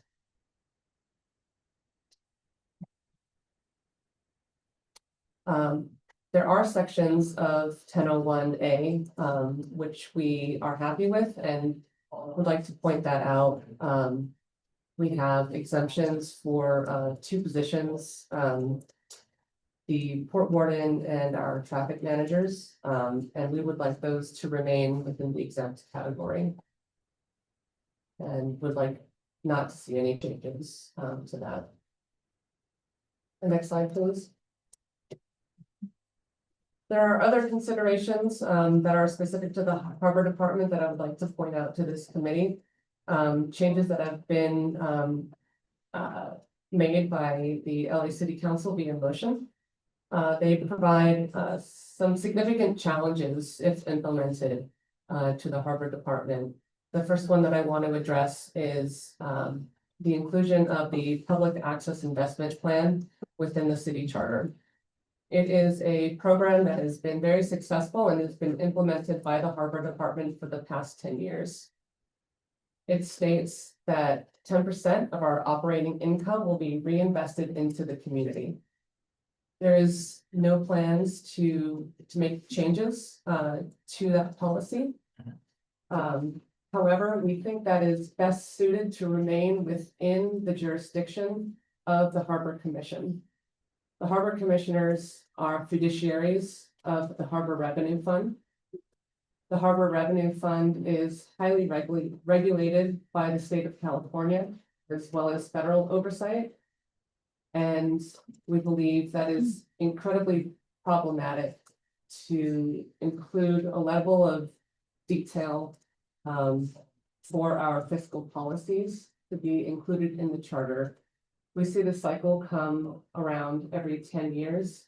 And tying the hands of our fiduciary harbor commission will take away their ability to react to real-time issues that they will come across. And so while there may be other ways to ensure confidence and to give a confidence to the harbor community that the PAAP will remain a policy, we believe that leaving this away from the charter is advantageous to the department and to the city. Next slide, please.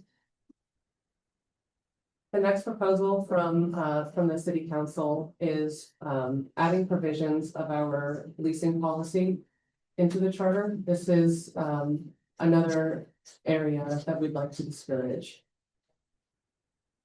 A lot of the discussion that we've been hearing today is to allow our departments to function more efficiently and to have some amount of autonomy over funds that are not general funded.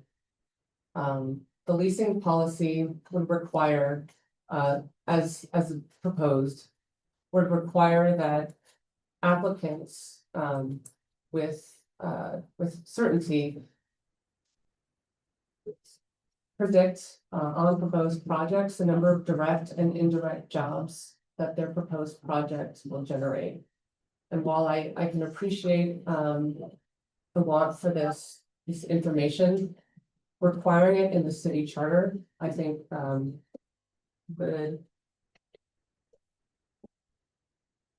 is unreasonable.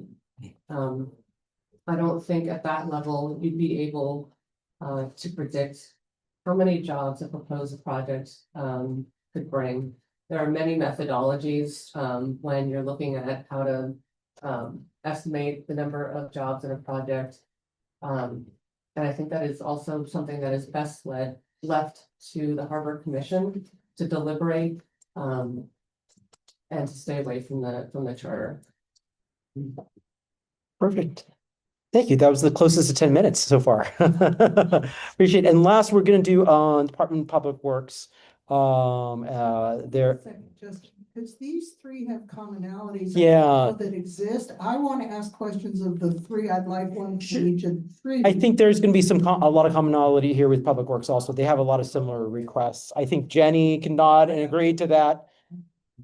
Because there are some very pointed questions that I want to ask. So, and you'll be able to, yeah. But I want to be able to remember. Yeah, I hear you. But they're just because they haven't presented yet. And you'll probably have the same questions for Public Works that will relate to Public Works. That's why it just all Specific questions for DW. okay, fantastic. We'll write it down. We're almost there. One more presentation. We got a lot. And I want to make use of your time the best that we can. Thank you.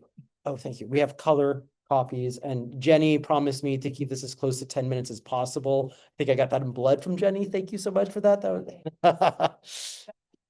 Well, good afternoon, commissioners. First of all, thank you for all your time and dedication that you're putting into this work. It's very important work. So again, my name is Jenny Chavez. I'm the Vice President of the Board of Public Works. I'm here on behalf of the Department of Public Works. The Department of Public Works is the city agency responsible for building and maintaining the physical infrastructure that keeps the city running. Think of it as the department that takes care of the city's bones and arteries, the streets, sidewalks, street trees, sewers, storm drains, street lighting, the public buildings, the public spaces that make up our shared environment. You know, we were created by the city charter in 1906 by the voters and upheld by both charter commissions in 1999. And we are we're a 5-member board. We're the collective general manager of the Department of Public Works. And it's a unique structure, which means that each commissioner, like a general manager, has executive authority over each of the bureaus. So this collective decision-making is unique. We're public-facing, we take public input when we make decisions as executive management of the department. And it's required, actually, for any policies that we vote on and any contracts that we approve. The board does maintain independence from political interference, and public transparency is mandatory for all decisions. We oversee 5 bureaus. Next slide, please. Move ahead one more. Thank you. 5 bureaus, starting with contract administration. BCA, as we call it, ensures that public works projects are delivered safely and in compliance with local, state, and federal policy. The Bureau of Engineering is the city's engineer. They're responsible for designing and project managing the delivery of capital improvements for other city bureaus, including the proprietaries and departments, including libraries, parks, streets, sidewalks, and bicycle facilities. And they also handle all of the environmental documentation for the city's capital projects and serves as the permitting agency for any work altering the public right of way. The Bureau of Sanitation is our largest bureau. They're in charge of solid waste disposal, recycling, wastewater conveyance and treatment, and ensuring that we comply with all of the requirements that regulate green waste disposal and discharge of pollutants into public waterways. So in that sense, sanitation, very similar to proprietary departments, is governed by state and federal regulations, and a large portion of the budget is funded by state and federal funding sources, which are restricted to those uses. Street lighting is in charge of the operation and maintenance of the city's street lighting system, including designing, reviewing, and improving new lighting, and the maintenance of existing lighting, and also the co-location of devices on city street lights like telecommunication, and chargers and lighting, and using the system also for fiber network deployment. And then finally, street services is responsible for the operation and maintenance of the city streets, sidewalks, curb ramps, and street trees. This includes pothole repairs, street resurfacing, reconstruction, and tree trimming. And it also issues permits for the use of the public right-of-way and enforces city codes and regulations on street activities, including street closures. The Bureau designs and builds multi-benefit capital improvement projects that include sidewalks, bicycle infrastructure, medians, streetlights, street trees, crosswalks, and other place-making elements. Next slide, please. So, and in addition to those bureaus, we also have 6 offices that we oversee, including the Office of Beautification that serves as the city's agency tasked with graffiti removal and community beautification. In terms of size, we are the 3rd largest city department behind DWP and the police department, with over 5,500 employees and a $1 billion operating budget. In terms of contracting, Public Works oversees 85% of the city's construction contracts. Just in 2025 alone, we approved over 200 contracts totaling over $3.2 billion. And again, overseeing the vast infrastructure in the city. You can move to the next slide. So procurement, as I mentioned, the city is vast. We award 85% of the city's construction contracts. We manage everything that goes in the streets, and you gotta remember, we have a huge street network. Just the streets alone would wrap around the earth if it were reduced to a single lane. So that's over 7,000 miles of streets that we manage. 10,000 miles of sidewalks, 6,700 miles of sewers, 1,100 miles of storm drains, 215,000 streetlights, and 700,000 street trees. In terms of contracting, we conduct public bid openings every week. So whenever there are contracts bid out, we open the bids in public, in open session, and verbally announce what the bid amounts are. We also manage the Public Works Trust Fund, which is a revolving fund that receives fees when people are applying for permits. They put in a deposit and we keep it in the trust fund. And then again, everything, we work to keep everything transparent, and decision-making is done in a collective, public way. And we conduct 150 public meetings annually where we review and have hearings on permits, appeals, violations even, informational hearings on sewer charges, waste permits, subcontractor issues, and we also handle community outreach through neighborhood councils and business districts. Next slide. So in terms of charter changes, as you heard, because we handle so much of the city's construction contracts, big projects that we do, like the 6th Street Viaduct, or the Hyperion wastewater treatment facility, or we're overseeing the convention center project as well. We really need flexibility, and the reality is we're not in line with other major municipalities. Section 371E in particular, which requires that an ordinance go through council every time that the city wants to use, we want to use a different method of delivering a project. We don't want to do, we want to maximize taxpayer dollars because we are funded by taxpayer dollars, and we want to get best value. We want to use an alternative delivery method that will build that library faster or build that project faster. And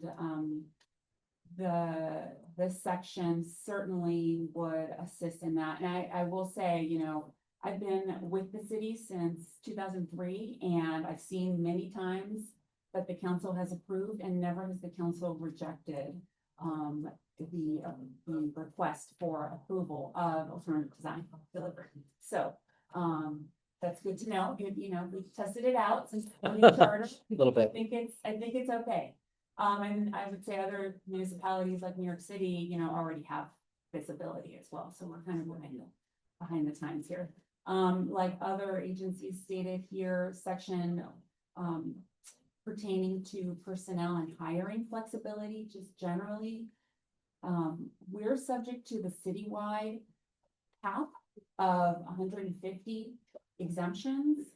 That is, that needs to go up. It's not indexed to anything. It should be more of a percentage.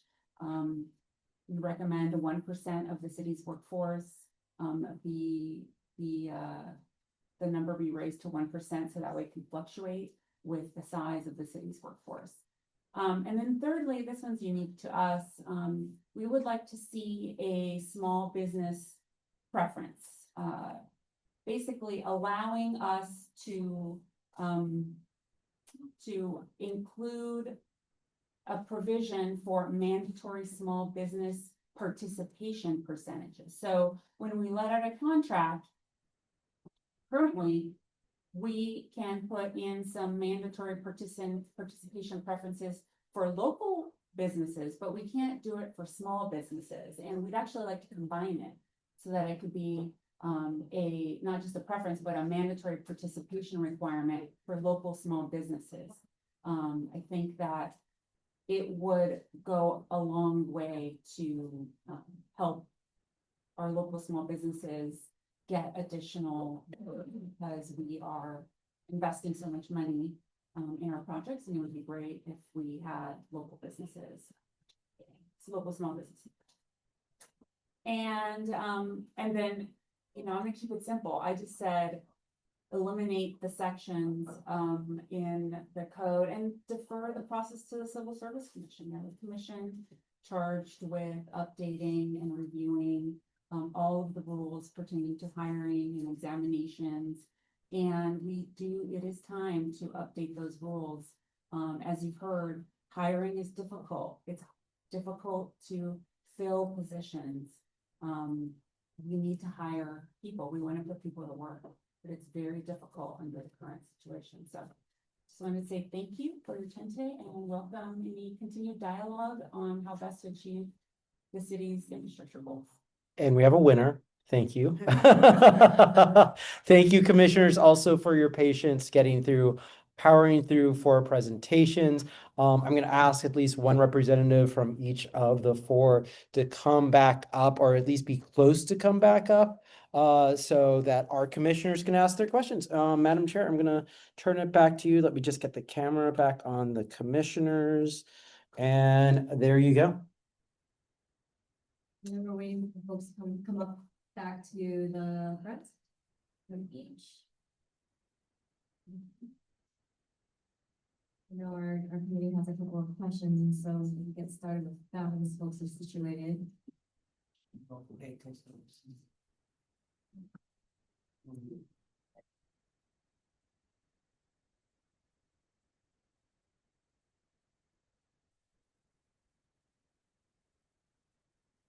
Start, Commissioner Gill. Thank you. It's really true. I have lots of questions, but we don't have time, so I'm gonna kind of go big picture. You all can just kind of nod or whatever. Big picture questions kind of for everyone. I think I heard it from, airport. I'm not sure about harbor, and I think it's slightly different DWP. The question is, how much of the city general fund do you pull out? Or do you only contribute, or are you, like, you don't relate to it at all? We don't take any general fund. And we do have reimbursement agreements for city services, provided to us, but we don't do a direct, put back into the general fund like DWP does. You put money back. Yeah, we don't take any dollars from general fund on reimbursement services, and the transfer is about $1 million that moved from DWP to the city. But direct transfer is 250 about. And we do not take any money from the general fund, and we contribute back through the reimbursement process for city services. And I'll add that we are an asset of the state. And per state law, we have to reinvest our funds back into the harbor department, and the harbor area. So we are prohibited from spending our money outside of the harbor district. So you don't give it.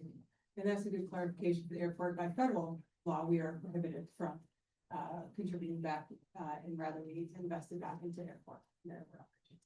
Okay. And for us, the only reason we're able to do it is because we haven't been able to change our rate structure. The moment we open the rate structure for the power system, it puts that transfer at risk, which is a significant issue for us on customer behavior, because our time of use rates are completely backwards due to the 2016 rate structure that we're operating today. That's not in the charter though, right? That's a separate issue. It's a separate issue. I guess, and I don't know how we're gonna do this, because I wish that right now we had a staff report summarizing these common areas, which I doubt the staff has, because we just heard from you, so obviously. I mean, I just want to say as a general policy, and I haven't heard anybody from another perspective, so I take a risk on stating something without hearing the quote, maybe the other side. I'm in favor of as much autonomy as possible for any department that doesn't draw on the general fund. I think, I would support improvements in hiring, which of course we hear from everyone. That's not just you folks. That's the whole city wants the hiring process cleaned up, and for a lot of various and important reasons. So that I think we just have to pass on to, either the ad hoc or full commission, I don't know, I'm not sure yet which, but, and then as far as procurement, I mean, I would think we've got to change those dollar amounts, and we should have an inflation built in. I can't believe this kind of stuff's in the charter, this 150,000 or whatever it is. That's crazy. I mean, all that just seems like super logical cleanup. And again, I can't make a motion today. I don't think we have, quite the data, but I would just like to express a general feeling that these departments don't take a penny from our taxpayers. They get their money from the ratepayers or the whoever, the VCs and, et cetera, and we should give them what they want. And plus, most of what they want fits with what I believe we've heard from other departments. Better hiring, better procurement, There's probably a third one that I'm not quite remembering. But the whole issue of the dollar cap on contracting and the council having to vote on every little thing, get rid of it. That's my position. I have tons of questions, but I'm not gonna waste time.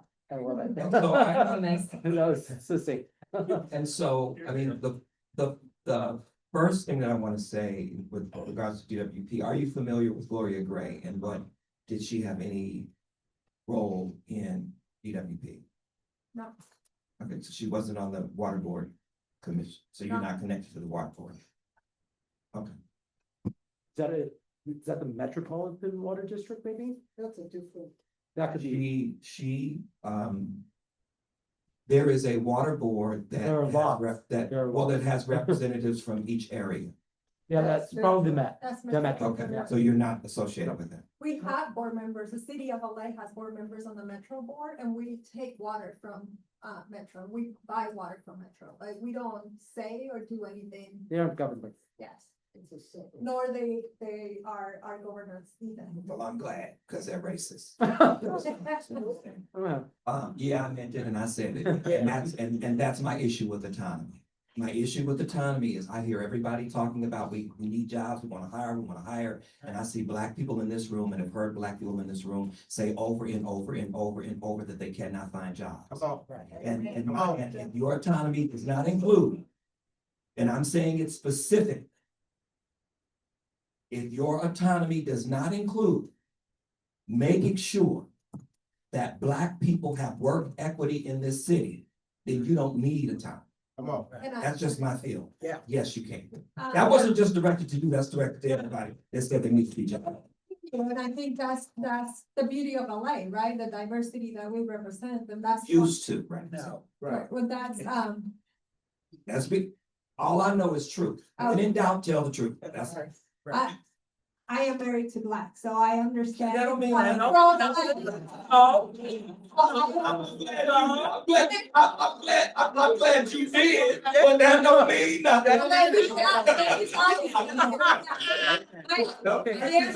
How it's changed. No, I appreciate you. No, Yeah. I'm saying that in jest, but you must be mad, like, you just spoke that right up. I'm not mad at you for that. No, and I'm Puerto Rican, right? So I'm Well, proud that's of why you Black. did. So two things. I've been working very hard on diversity hire in the department.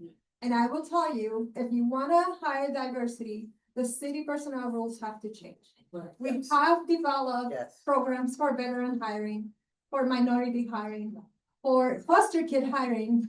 The rules say you cannot target a specific group. So there's no way for me to target a group and say, I wanna hire a cohort of 50 Black people. If I can't target a cohort of 50 Black people, right? And so if autonomy means we are able to develop the programs that we need to hit the goals that we need to hit on diversity, that's what gives us the authority, or the city personnel rules have to change so that we are able to target groups that are not represented in our workforce. And I think, and I think you raise an important point, but I think it's also important to recognize that the civil service exam specifically designed, like all standardized tests, specifically designed for Black people not to be able to pass. Come on. That's right. There you go. And this is documented from the SAT to the ACT. Yes. This has been documented that this is what these tests are about. And so for us to say that we can't hire people and people of color in this city, Black people specifically, all people of color generally, for people to be having to leave this city because they cannot find work is a disgrace to the city, especially since these are the same people who built this city. Come on. Yeah. And so, and I'm saying this, and I'm gonna say this, and I have not spoken to you, I have not spoken to you. Just to make, I just wanna make it clear. I am not sure that this city or this commission is ready for the kinds of changes that the people are asking for. Yeah. I have a great deal of respect for you all and what you do, and I'm not judging you because I don't know you. But I can judge the system that you have been dropped into. And the system that you have been dropped into locks people who look like me out. There It you doesn't go. matter. And please understand. A black face in a high place is not relevant. It's not relevant. And so I'm not arguing.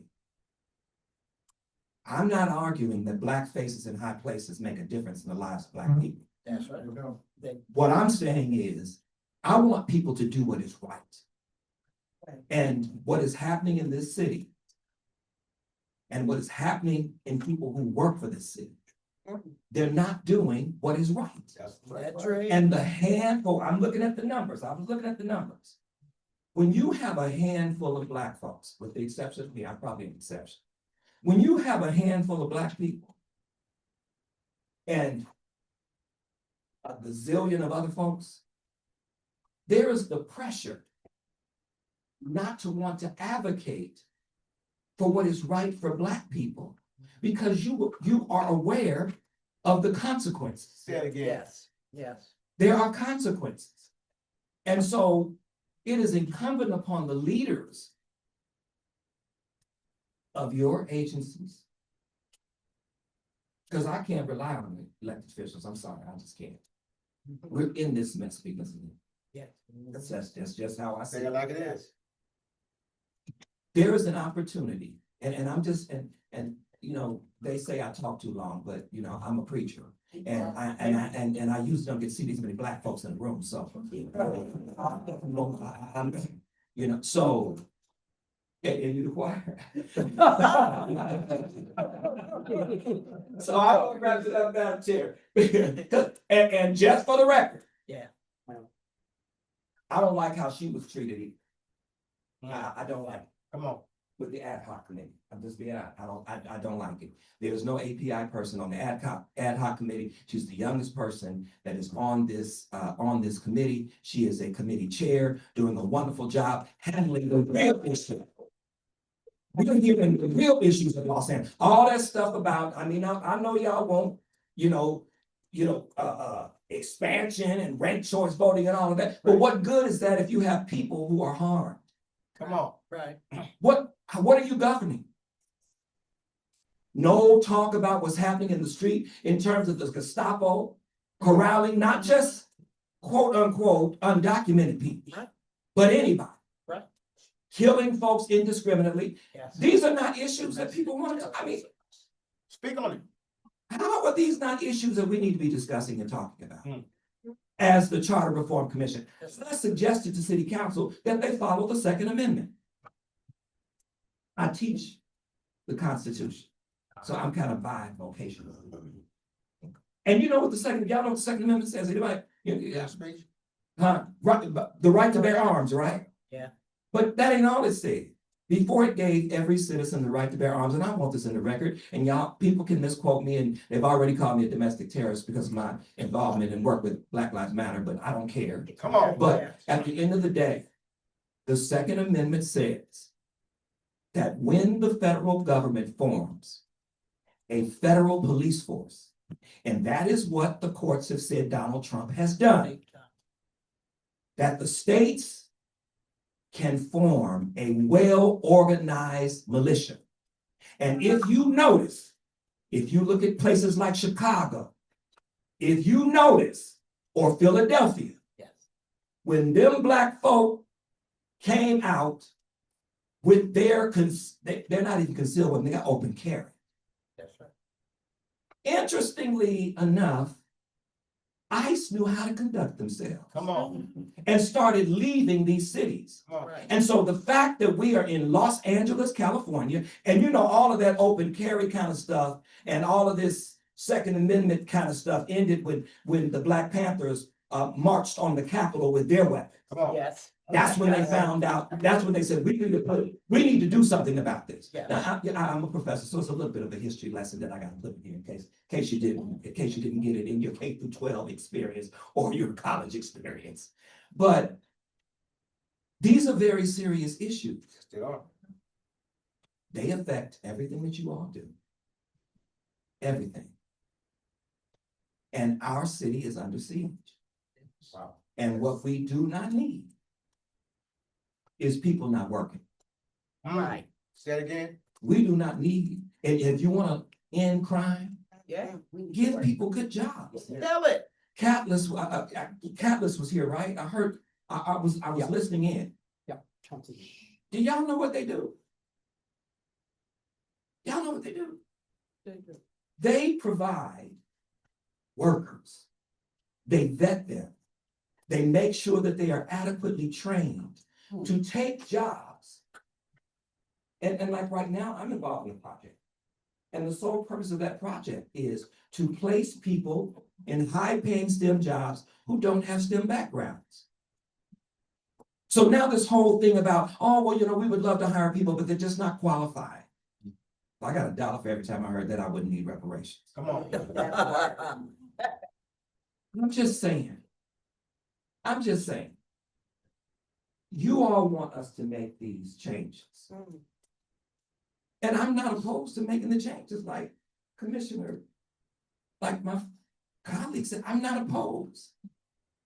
But I am opposed when then you turn your back on the people. Say it again. And I don't care what anybody says, they can have as many rules as they want concerning how you hire people of color. That's right.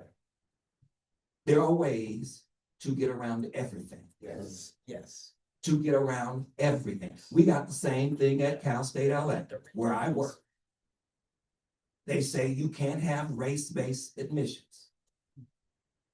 But what's interesting is, and then they say that's why we don't have, that's why our Black population is so low.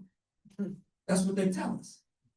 No, our Black population is so low is because we recruit at every school except schools that have a critical mass of Black people. So the jobs, if you want to hire Black people, you got to go to where Black people are. Black workers. The Black work. Hey,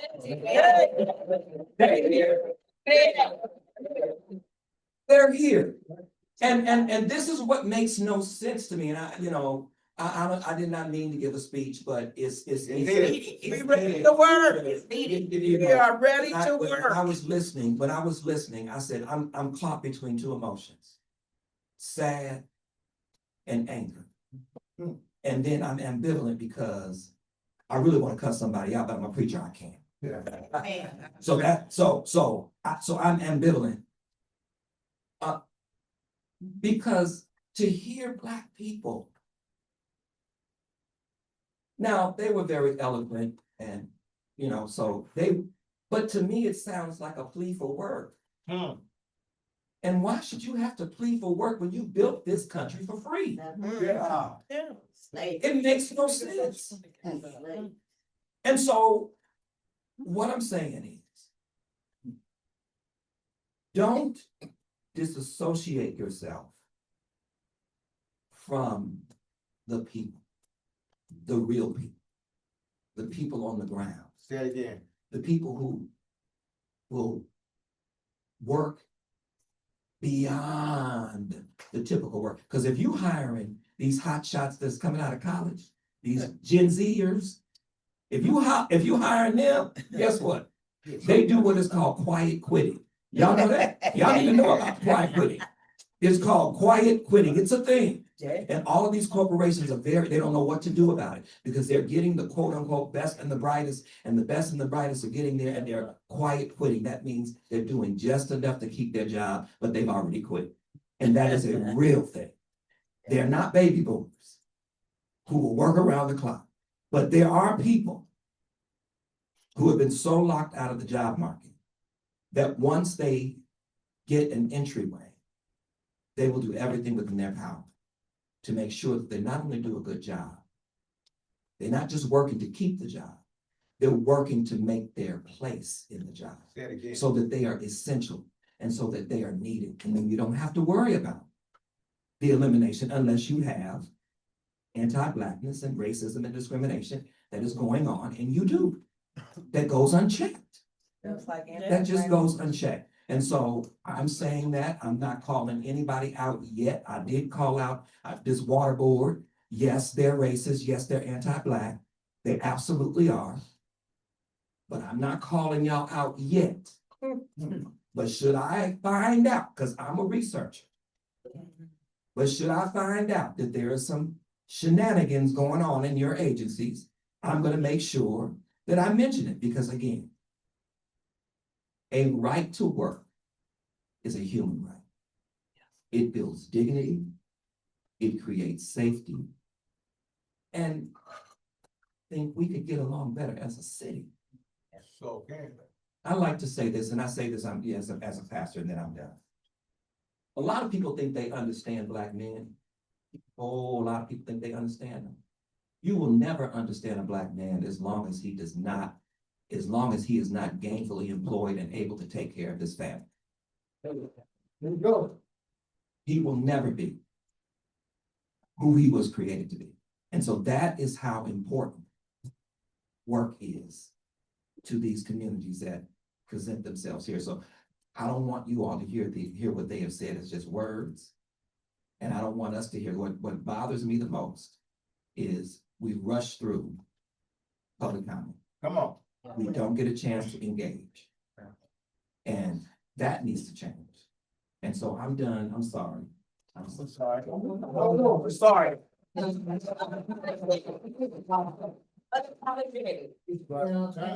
would say just wagging for your kind word, and for uplifting, the voices of the Black, but also the API community. And so that is something that is valuable to me. And so thank you for that, first off.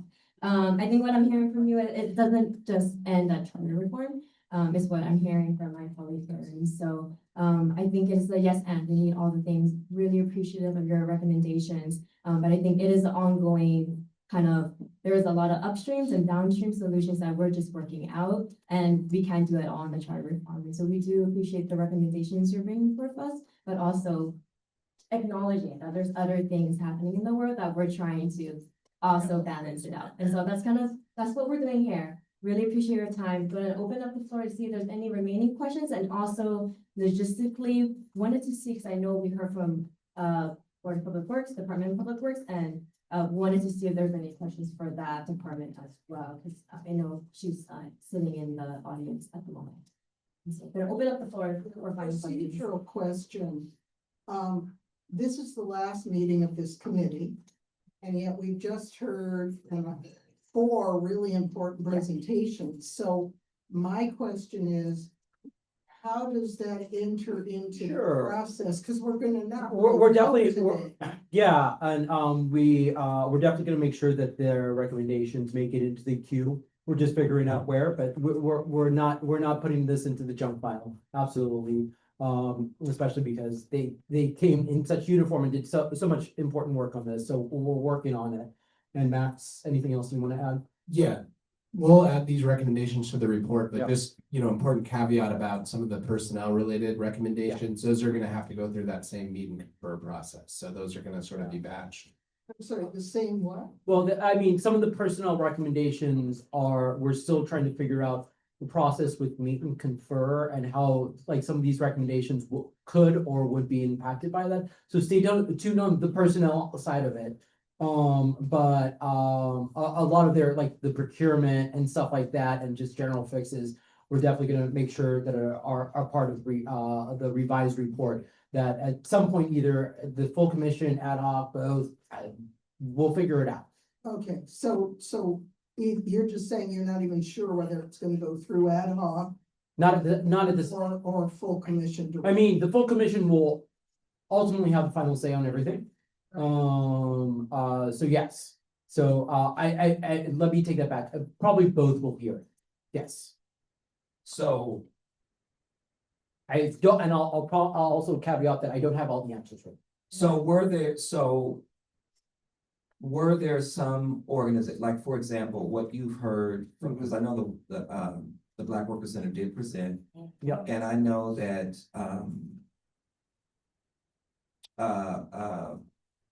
there was what is it?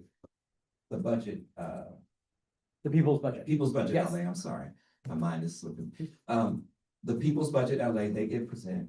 Now, when I looked at it, I wasn't aware of, I don't recall seeing the recommendation. I just saw People's Budget LA Workers Center. I may be wrong, but I saw, I don't know if I saw specific recommendations, and what it sounds like, that's what you all have presented, and I don't know if I know the Black Worker Center presented specific recommendations, but I don't know if People's Budget LA did beyond what they said in the room, which was some kind of comparison, some kind of comparison process that would juxtapose the people's budget and the mayor's proposed budget. Ooh, I'm not be able to say it, that's supposing. That's a good question, but let me turn this over to Max. Yeah, I don't know if Brianna wants to add anything, but I mean, we did have some recommendations from People's Budget Yeah. in there. And the recommendations that are presented today, those are gonna go into a future report. And so what about the recommendations from Black Worker Center? Because I think their recommendations were more specific to the chart. I just don't recall seeing it. Well, yeah, so they're presenting today. So they'll be in a future report. So we're No, I know getting- these folks. No, but Black Worker Center is presenting. today. Oh, they're presenting Yeah. today? Yeah. Oh, okay. But I think just to wrap up this part, Brianna, do you want to say something? Some of the Black workers, their recommendations are already in. Yes, and some of the recommendations are in here, so, because they've spoken to us and they've sent us stuff, so some of them are in here, they're presenting today, much like our focus on procurement and all that, so there's still, it's evolving. Absolutely, and definitely help us check to make sure that we get everyone's recommendations. All right. And so can you all leave your contact information? Yeah, we have all their contact information, yeah, absolutely. Commissioner Duke. You know what I'm saying, Justin? Ask them to do what I've asked other presenters is, and some of you did it in the reports, but put us together a grid with section this, section that, I was just about to say. that too. language, make it as easy as possible for what I hope will happen, which is we will support your recommendations, we meaning the whole commission, hopefully, but make it easy. Thank you. Amen, thank you, yeah, they've been great partners with us so far on this, so we'll keep on working with them, make sure, and we have other departments who have similar fixes and little things, so yeah, big and small.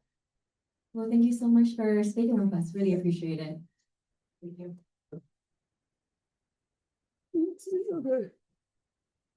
Great answer, by the way.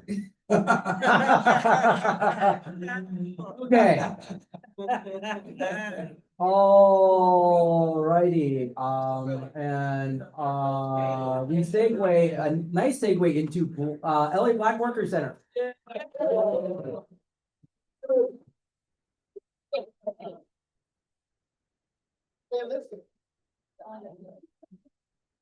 Give me 2 shakes. You sent a presentation, right? Yeah. Give me 2 shakes.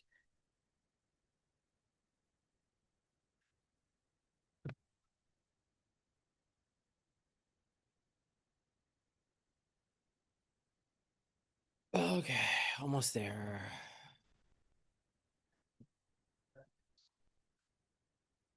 Okay. Share. Gotta pick the right thing to share. Twice as hard for half as much, you know what they say. He set you up for that.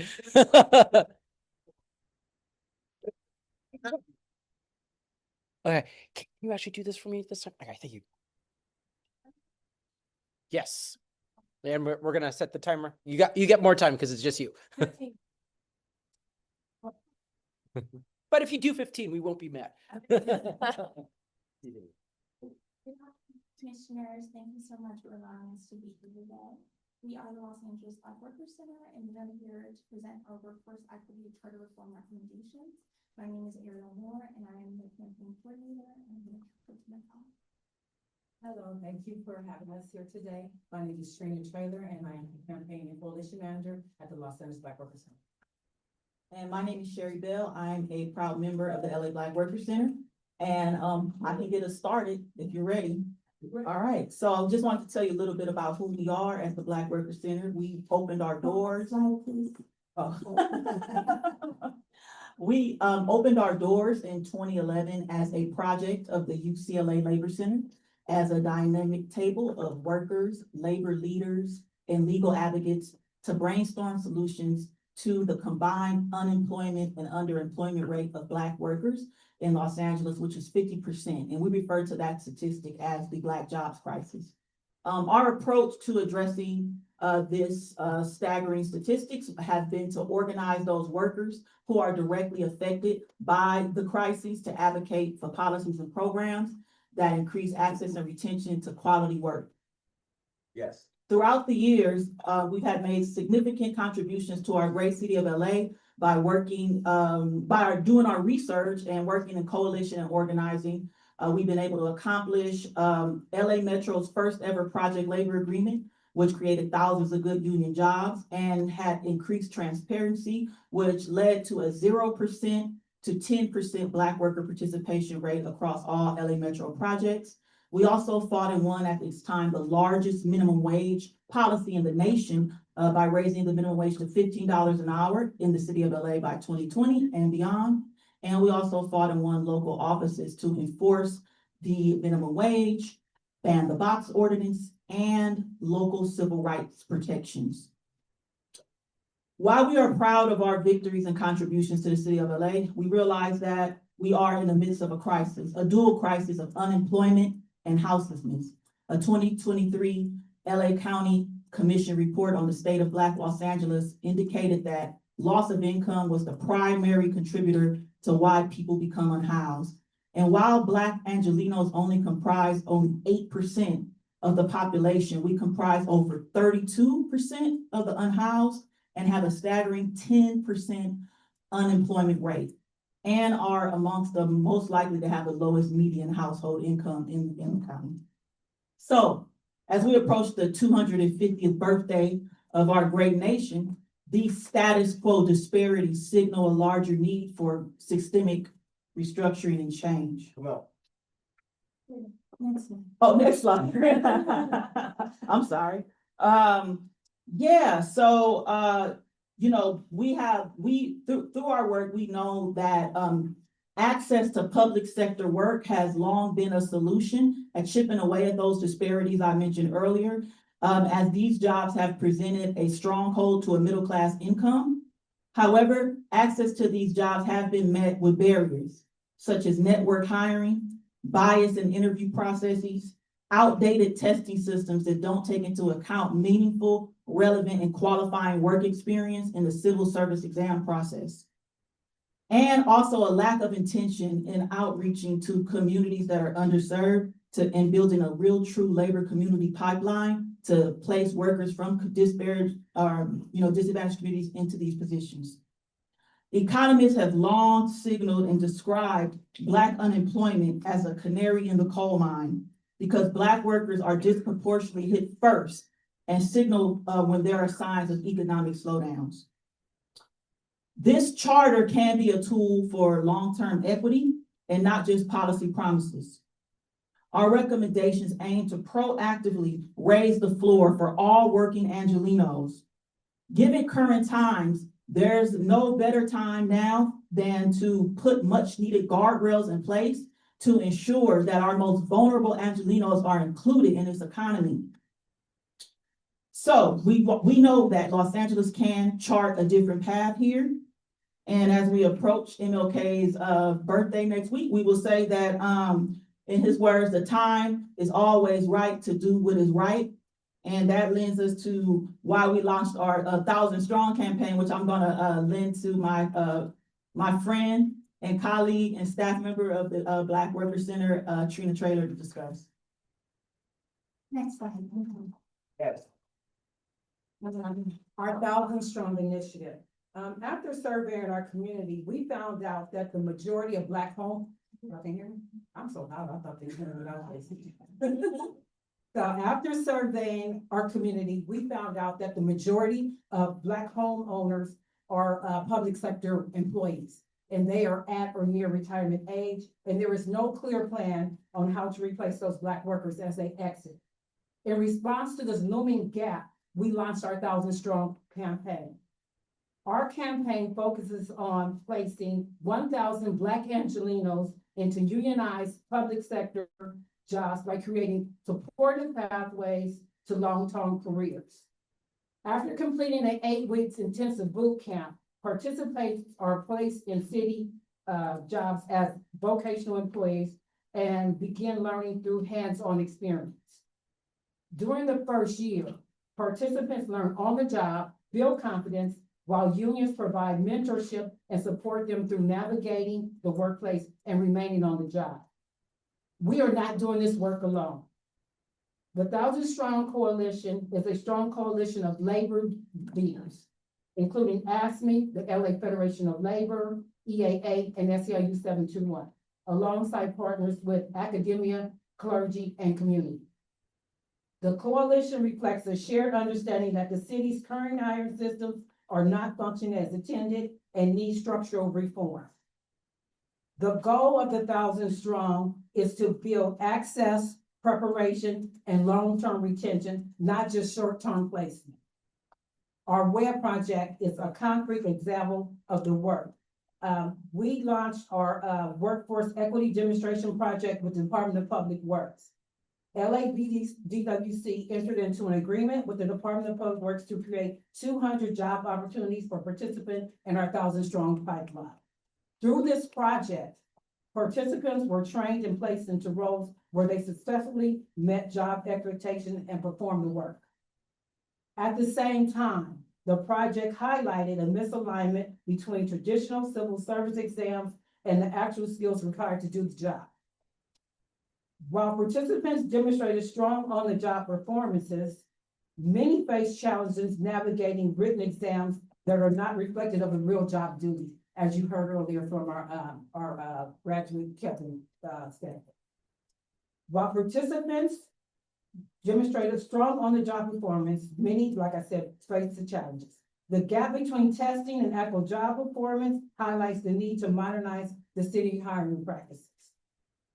But without clear enforceable requirements, even formal agreements like our MOU can face significant challenges in implementation. Despite repeated commitments, we have experienced inconsistent follow-through from the city and the mayor's office.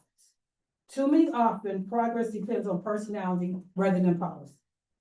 When Mayor Garcetti left office and Mayor Bass took over, programs stalled, momentum shifts, and workers were left in limbo. Despite the 200 job commitment, only 49 placements were ultimately made. This outcome illustrates the risk of relying on informal agreements rather than structures that are codified, protected, and accountable. To address these challenges, I'll turn it over to Ariel to walk us through potential solutions. Yeah. So we really want to focus on our theory of harm, which is prevention, or our theory of change rather, which is prevention before punishment. For decades, Los Angeles has treated poverty like a crime instead of really investing in the conditions that can prevent harm. And so we don't think that this is a coincidence. We know, in fact, that this is a policy choice rooted in the logic of racial capitalism. And that is to say anti-Blackness is running rampant in the city charter and the rules in which the civil service operates. So our examples of this are as follows. Currently, unemployment is punished instead of prevented. We're spending millions of dollars on homelessness strategies, when in fact, instead of the millions of dollars that we're spending on homelessness to address the problem, which is to get people a house, people can't stay housed if they don't have jobs. We need to address the root causes. And if we were to simply allocate even a fraction, a very small fraction in fact, of the police budget currently to address these problems, we would see far less crisis. And so I think it's just a matter of recognizing that the city's budget also speaks to the city's values. And currently the city is communicating to its constituents that Black workers are in fact not valued. When we know that Black workers, the city could not run without Black workers. Say it again. And there was a time in which we could rely on public sector employment as a means of social mobility. And it seemed as though the more people experienced that, the harsher the rules became in terms of implementation, certainly to create or reinforce rather a racial hierarchy. And that is our concern. Right now, incarceration is the primary intervention for poverty, and we know that that's simply ineffective. Next slide. We are calling on you as commissioners to meet the moment, and I think that that starts with debunking the myth of meritocracy. The civil service process, as it's stated in the charter, and as it was formed so many years ago, is formed under the guise of being neutral. The idea that we are selecting the best candidates regardless of race, religion, or creed, all because we have this testing mechanism that is able to sort out who is going to be the best candidate for the job. We in fact know from lived experience that the myth of meritocracy, merit is not neutral at all. In fact, the system manufactures barriers that our folks being Black workers have experienced over and over again. And it really is a tool designed to keep the power in the same communities that have always held it and to keep it out of the hands of Black workers and the working class more broadly. This is the issue. As long as we continue to claim that our current civil service process is based on merit, it's a dog whistle that refuses to acknowledge its actual impact, which is shutting Black workers out and keeping the working class constituents of LA unable to provide for their families, unable to buy homes, unable to stay in the city. It creates displacement, and at this rate, we are on our way to becoming almost a predominantly white city when we know that certainly is not the demographic of the population. Next slide. So our recommendations for reform. We've already proven what works, as Trina mentioned with our web projects. Access, preparation, and retention connected directly to real jobs. We've coordinated with city departments and the results have been clear. Black workers succeed on the job and job performance does not equate test performance, meaning that the testing system is currently filtering out real talent in the city. And it's one of the reasons why the city is not able to deliver the services that's required. You heard many people before us from different public works departments or different public departments discussing the ways in which the current hiring mechanism prevents them from being able to hire the best candidate or even just hire the right amount of people. And so our proposal is as follows. We think that the city needs to modernize hiring. What that means to us is using skills-based assessment and real-world experiences as opposed to rigid exams that are antiquated and rarely have anything to do with the actual job duties. We are also asking for deep investment in pathways. There was a time before the internet where regular people were able to access public sector work in a way that was tangible. Given now the current system in terms of what the charter rules state, as well as online applications, overwhelmingly so, Black workers are not able to access this level of employment that has historically anchored families in the city. We want investment in internships, trainee programs, and community-based pre-apprenticeships, all that connect directly to public sector jobs within departments. Very similar to what the CEO of the Department of Water and Power was trying to say. If these departments were able to conduct their own personnel, their own hiring, very much so there's a possibility that perhaps we would see an increase in diversity. However, without enforcement and mandated oversight, we also know that that will depend on who the CEO is. It will depend on personalities and political will, which is why we're so really adamant that the only change that we're going to see that will be tangible is if the change is in the charter. We need to establish an independent review board that's made up of community, labor, and personnel that will be able to distinctly recognize emerging patterns of discrimination, of harm, and also address existing harm that exists in the system. We also would like to require every department to complete an equity audit every 5 years. Their data needs to be transparent. Right now, a lot of the gatekeeping within the civil service system is happening in the shadows. It's very difficult to call it out outside of lived experience because that data is not publicly accessible. So we think that public good and public dollars should also be spent and invested in public sector work and made available to the larger public.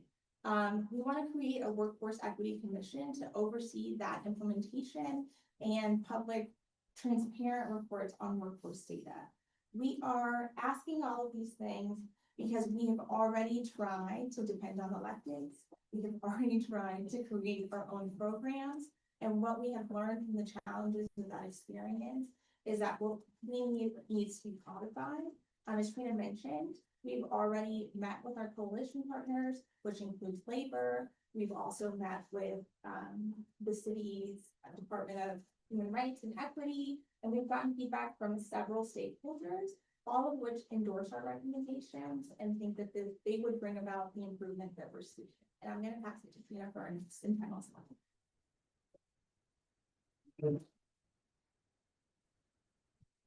All right, so our ask is for this commission to endorse our recommendation. Just so used to being loud. Y'all can't hear me.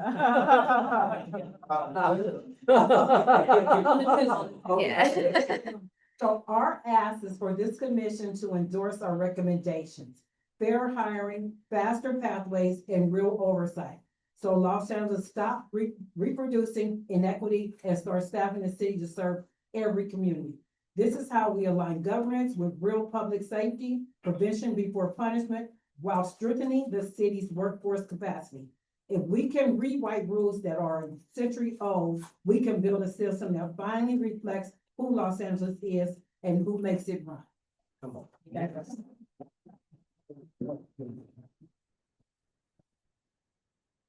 That was. Say first, thank you. Got it? Oh, thank you. I just want to say thank you so much for that. I'm gonna pass it over to Commissioner Thomas and then Commissioner. And now, this is just somewhat of a housekeeping issue. We are hearing from Black-led organizations at the end of this process, pretty much. And my concern is that we are hearing from Black-led organizations in this committee and not the full commission. Right. And I have said from the very beginning, we need to hear from you all in the full commission. That part. Because it's very difficult. As brilliant as Justin may be, he is not going to be able to communicate what we have heard today. Right. It's just not possible. Right. It's kind of like church. They can tell you how good church was, but if you wasn't there, you don't know. Right. Exactly. And what I also know, what I also believe,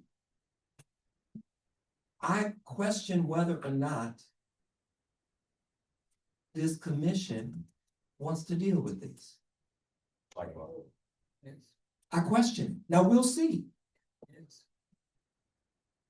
You know, and I say this because in a vote in our last commission meeting, I said that with developers, about 10% of their properties are supposed to be affordable. When you talk to the city about it, oh, we don't have the resources. We don't have the resources. When in fact, these developers are putting their relatives, their friends in this housing and in that 10%. In that 10%. Yeah. The response was, we already have that in housing. And they voted against it. They voted against it. And to me, that was a test. Yeah. See what? My background is in public policy. I'm a political science professor. So I know a little something. I'm not just a preacher. Yeah. It was a test. It was a temperature check. And the reality is that this commission needs to be about the people. Yeah. But what I believe this commission wants to do, and I ain't talked to nobody, and I'm not talking about anybody in particular, I'm telling you my perception. And it can be wrong. Please prove me wrong. Is that when it comes to what the people want, it's kind of a sideline add-on. But when it comes to what the city wants, those who work here, it's like You know, the only reason I'm not complaining about the way that y'all presented last is because it guaranteed that I was gonna get to hear y'all. But everybody else gets up and leaves. And When we speak. right, and the people who needed to hear you all, they're not in here. No, we're always last. And so I just question, so I'm serious, and it really, what it comes down to is that y'all, this is my belief.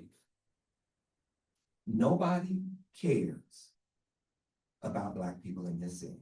Yeah, that's right. That's right. We care. That's Can my we belief. change the And seats we- on the commission? Right, and we have to make them care. Now, these are some of, now, I do have to say about my fellow commissioners.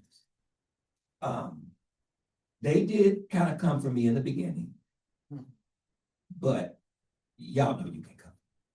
You know, this is what it is. But today, I think they're wonderful people. I think we want to do the right thing. I really do. I think we want to do the right thing. The problem is, I don't know if the folks in City Hall want to do that. And I don't know if we'll be courageous enough to push for the right thing.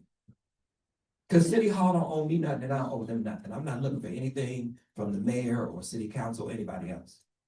I am a free Black man. I say whatever I want to say, when I want to say it, how I want to say it, and to whom. That's what I do. Right, right. And I have paid the cost to be able to do that. Come on. And I'm not walking back from that. Tell But it all. something has to change. And so Yes. what I'm asking you all, I'm with the people. Yeah. But I'm willing the people to push to make sure that these changes happen. Because as I said, we move into the ad hoc committee. That's on Saturday. Yeah. That's gonna be all day. It's gonna be this Saturday. It's gonna be all day. There is no API person on that ad hoc committee. They're, like I said, my brilliant colleague here, who's the youngest to be taking on this kind of responsibility. And, you know, and I'm very, you know, because see, people like to target young people.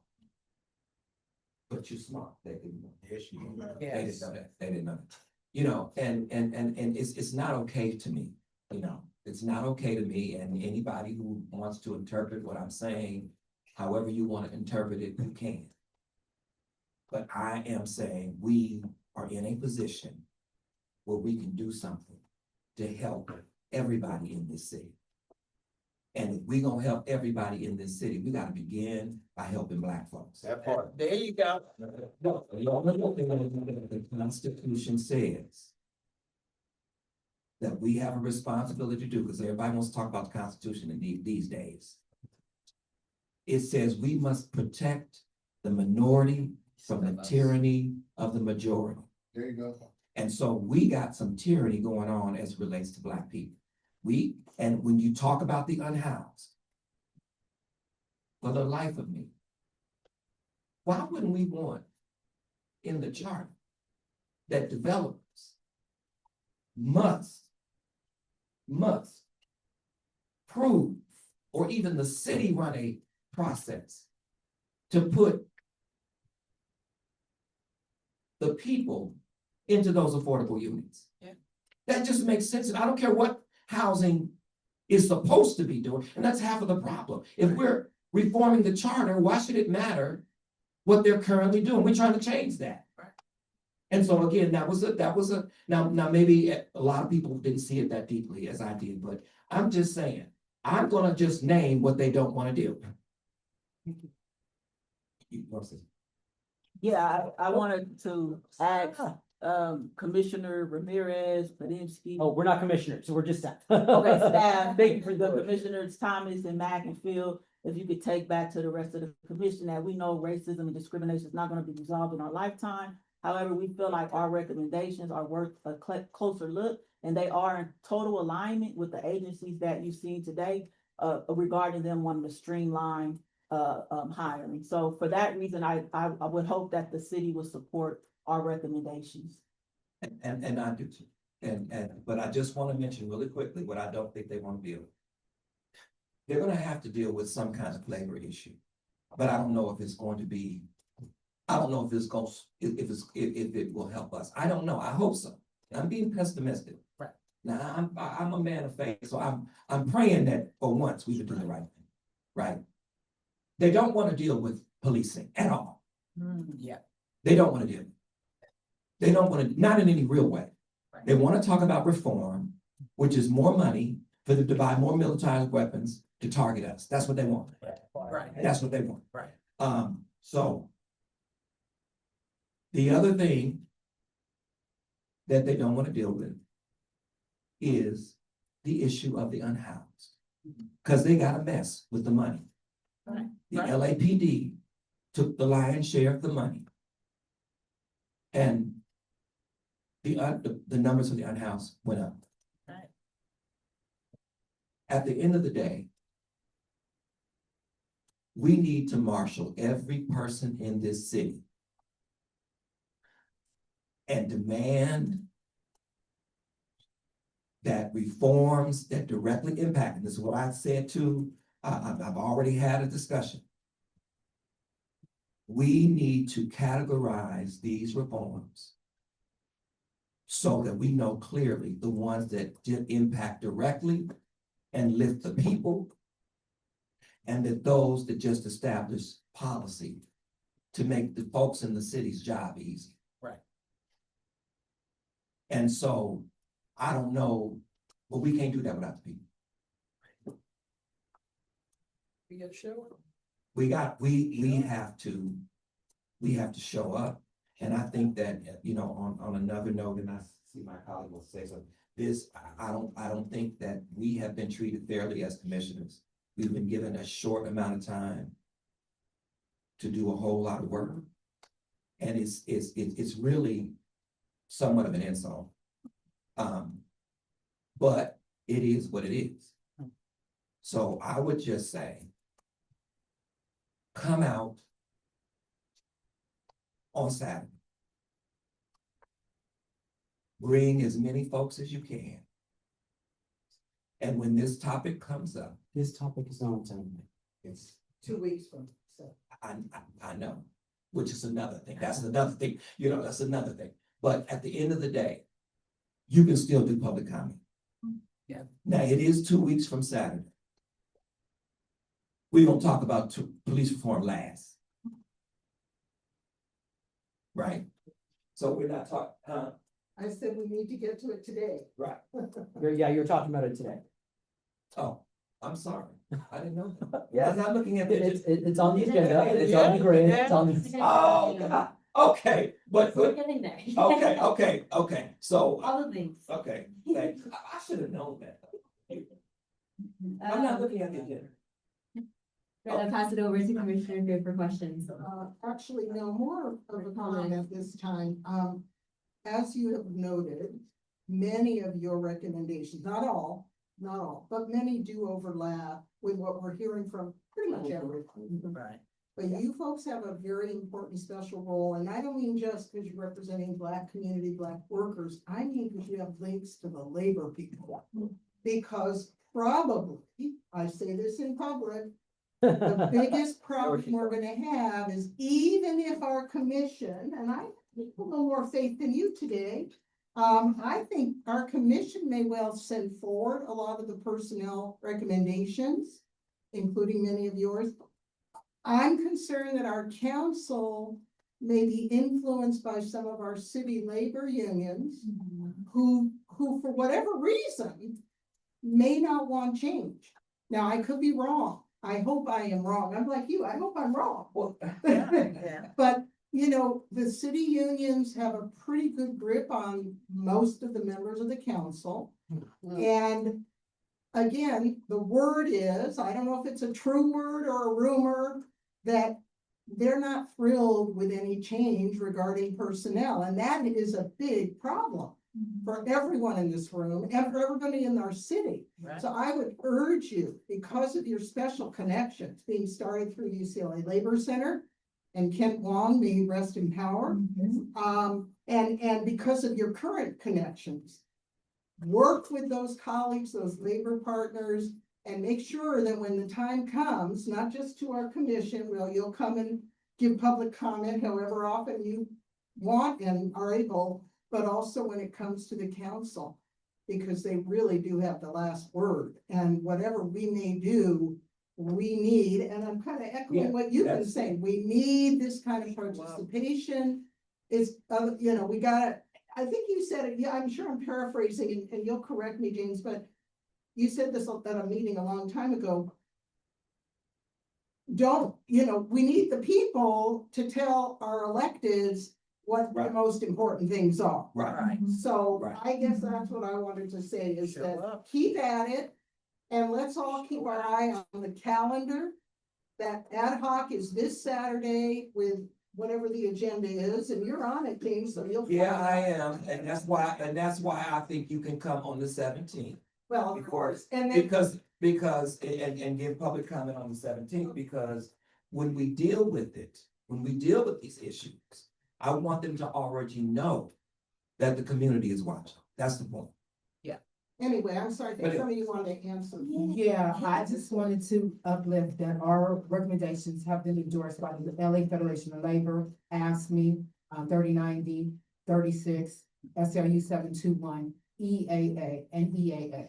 That's everyone. Oh, Is that everyone? That sounds like everyone. It's the majority. Yeah, it's a vast majority. And the only reason why they can't be here, Aria's gonna talk about that. And an issue that I don't know if the commissioners are aware of, but I would certainly love to bring to your attention, to your point, Commissioner Field. We are having an issue with the CAO's office and the meet and confer process. The labor unions have not been invited to meet and confer or have any discussions about the personnel recommendations. And so, although I'm sure it's not intentional sabotage by any degree, it is disheartening to know that even if we were to put our recommendations in your final report and we move to city council, that ultimately the recommendations would not be enforceable because there's not yet been a meet and confer. And it feels very undemocratic, if I may say so myself, that we could go through this process of making recommendations, of being endorsed by you all, and even getting an affirmative vote of 8 from city council, and ultimately it'll be a conversation that's later had behind closed doors that will determine whether these recommendations are enforceable or become law. And I want to thank you because many months ago, I think at USC, I asked, I forget, somebody was talking to us, and I said, I think it was the engineers and architects people. I said, when is meet and confer? And they said, we haven't heard. And I stopped asking, but I should keep asking because that has to happen parallel. I think, so we're still trying to make sure, so, again, we do know for sure the commission would not be a part of the process. Legally, that wouldn't be permissible. It's council slash CAO, that is part of the confer, so we think we're getting close to a place where we know when, and there's still time for this commission to process, and that's why we're having this conversation, process these recommendations. That again seem to have a lot, not only, one side of the table, if you will, offering them, but both sides of the table offering them, the management and employees. So I think we're getting close to there. I just don't wanna set a date, but like, I'd love to, just on the staff side, that is our hope and goal, is to still get something through our process, send it to council, and then that is their thing. Having said that, your jobs are not over. Even when this commission, hopefully you'll all be a part of the process of rallying behind recommendations as council considers them. And, again, you also have your jobs as commissioners to rally commissioners in a Brown Act style manner to get proposals through as well. So the question is. I have a question. Yes. Am I hearing that if labor shows up, it's illegal? No. They just, So- but they're not showing up because they haven't meet and confer with them, so they decided as the coalition that they're not gonna show up because they haven't met and confer with them about the changes to person. They have Can't come they to come present. speak? They have- To the commission? they have The full presented. commission? They have presented. Yeah, yes. but they stopped coming. Because. Well, because we haven't asked them back yet. Well, no, I mean, Yeah. I invited them today. Oh, okay. And they Oh, decided okay. as a coalition that they're not coming into meet the confer happen. Okay, I mean, I can kind of get, personally, with a limited labor background myself, I can get that because they don't wanna be, have claims that they're jumping ahead of the process. It is a state-defined, legally defined process, and they probably have lawyers that they're triple checking. But it sounds like they're working with you though, and so that's to Commissioner Fields' point, that's super encouraging. So is there a specific timeline that this should happen in? It should already happen. Yeah. And it certainly needs to happen before the final vote in March. That is the most, sorry, what she said is the most accurate, is it does have to happen actually before the vote to go to ballot. So what impact? So we have technically between now and that vote, probably end of June for a meet and confer process. So what impact would that have? And then you said it's a state. Yeah, state law. So the state law requires it, but does state law give it a timeline? State law dictates when it can happen, but it doesn't say it has to take 2 weeks, doesn't say it has to take 2 days. So my question is, could we recommend in the charter that this happens within a particular timeline? That is a really good question that I'd have to find out information, like putting in the charter how I don't know. My first guess would be as long as it doesn't conflict with state law, but I don't know the exact state law. Well, but that's something we can find out. We need to find that out because Right away. because if We're things making are the note of way that. that I think they work, as soon as they hear that, oh, we want to meet and confer. Yeah. And so we need to look at trying to. It's definitely, I just wanna say, meet and confer is definitely something that protects both sides, especially the workers. Especially the workers, having been a represented worker many times in my life, it is a protection, especially. Commissioners, we want to thank you for your time, and if we can just leave you with our vision. A better Los Angeles is possible if we fight for it. And so thank you so much for endorsing us, for supporting us. Thank you, Justin, for having us.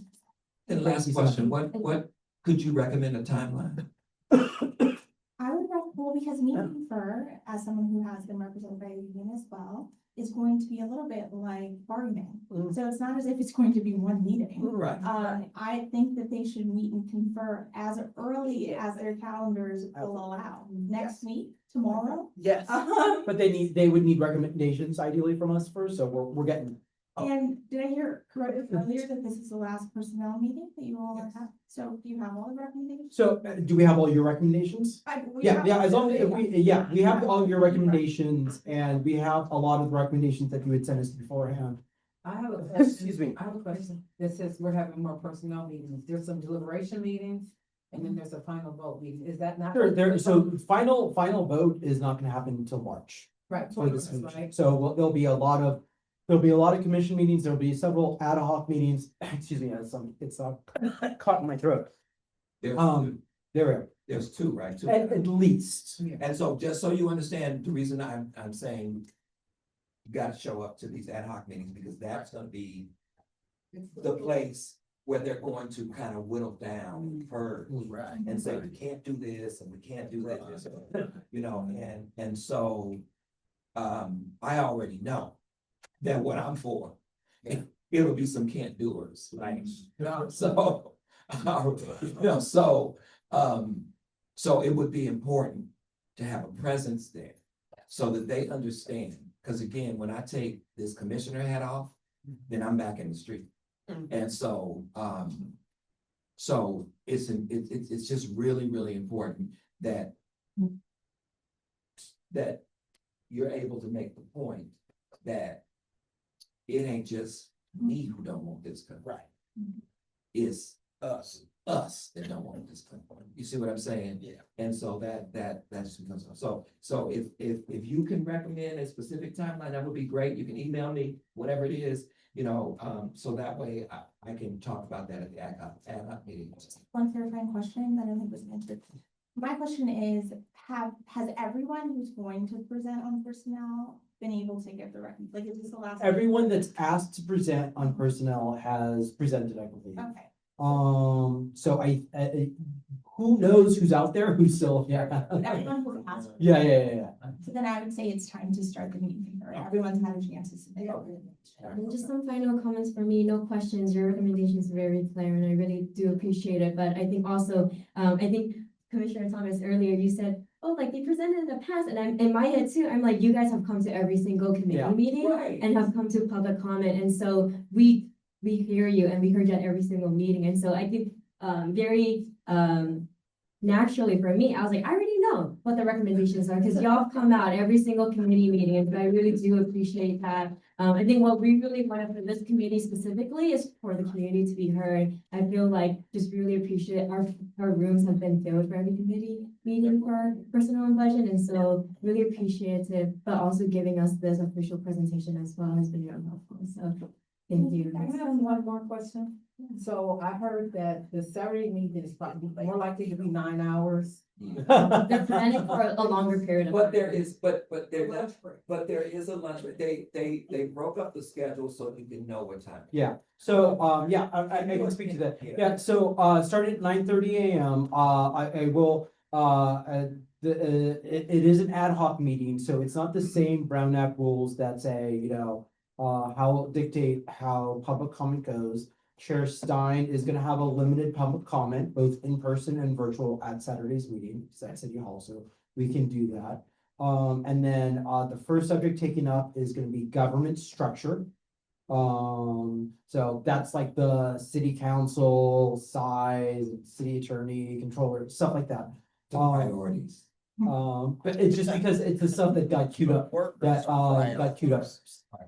So is there a certain time that we should show up? Sure, but I will, so at 1 o'clock is the time after lunch, we've time certain, which means roughly no earlier than 1 o'clock will be, the second part, which will be planning and infrastructure.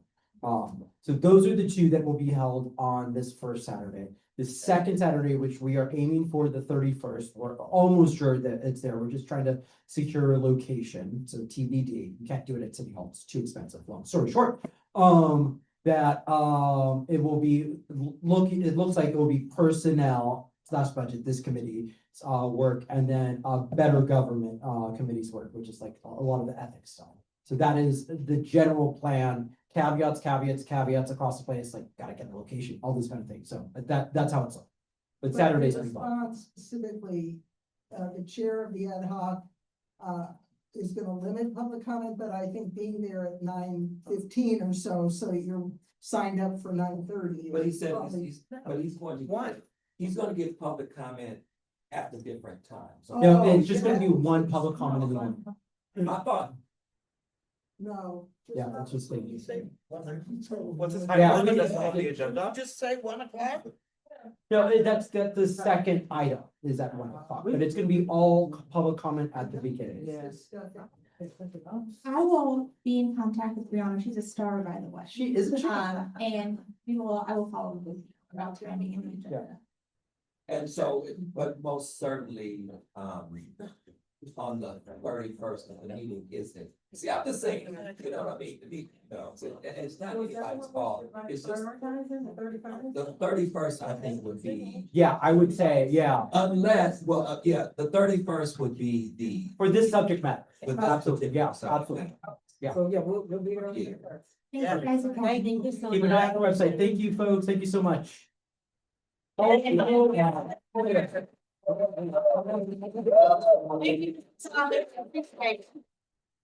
Where's your church? Racer.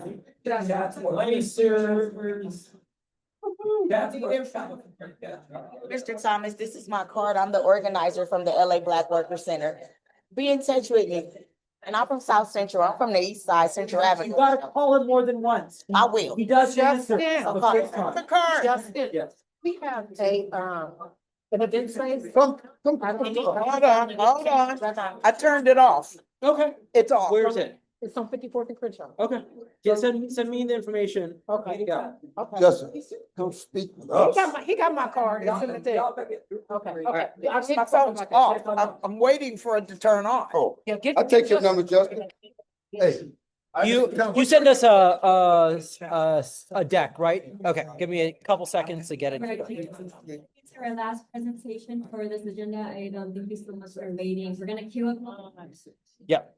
And then we can get started with you. So thank you so much. James. They passed the J. Yeah. Okay.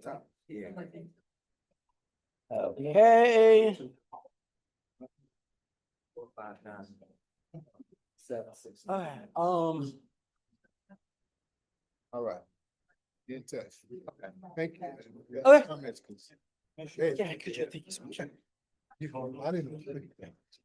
Thank you so much. Bad. Yeah. One more. We do need a lot of. I'm gonna take it out of your pay. Yeah, please. Please take it out of my pay. 3, 2, 3. All right. Okay. We'll just give them a couple seconds. Yeah. 3, 6. Good job. Where's my phone? I was just. It's gonna come off. Don't empty it out. It's not easy. Really? Let me count.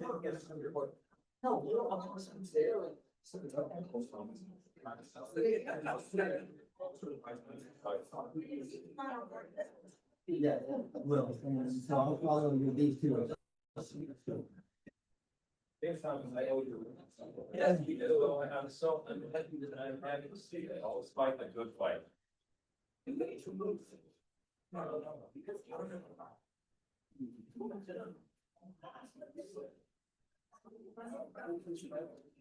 Good fight majority or both? No, she's going to the restroom really quick. Oh. Okay, I think we'll go ahead and get started. James will be right back. Whenever you're ready. Todd Bowie, General Manager of Los Angeles City Employee Retirement System. A little closer to the mic. Yes. Thank you, commissioners, for having me today. Is it? Tap it. Okay, yeah, that's good. Okay, go for it. Very good. So as referenced, you have received our letter back in November. And so really all I've done here in this deck that we have is sort of package it, hopefully maybe in a little bit easier format for discussion. And really going to focus on primarily 4 of the 6 recommendations that we move forward to this commission. And really of those 4, 3 that we think are of most importance. Now, I'll preface and say of these 4 that I'm going to talk about, these are actually recommendations that came from the city to us, Lacers. So about every 5 years, the city conducts a management audit, and it's a joint audit conducted by the city council, the mayor, and the controller. And in that audit, and in years past, there has been sort of this pattern of identifying that there are certain charter provisions that are sort of in conflict with our fiduciary responsibility, which is also in the charter and part of the state constitution. And so we're sort of surfacing these and bringing these back forward as our board also supports these recommendations that we've received from the city's management audits.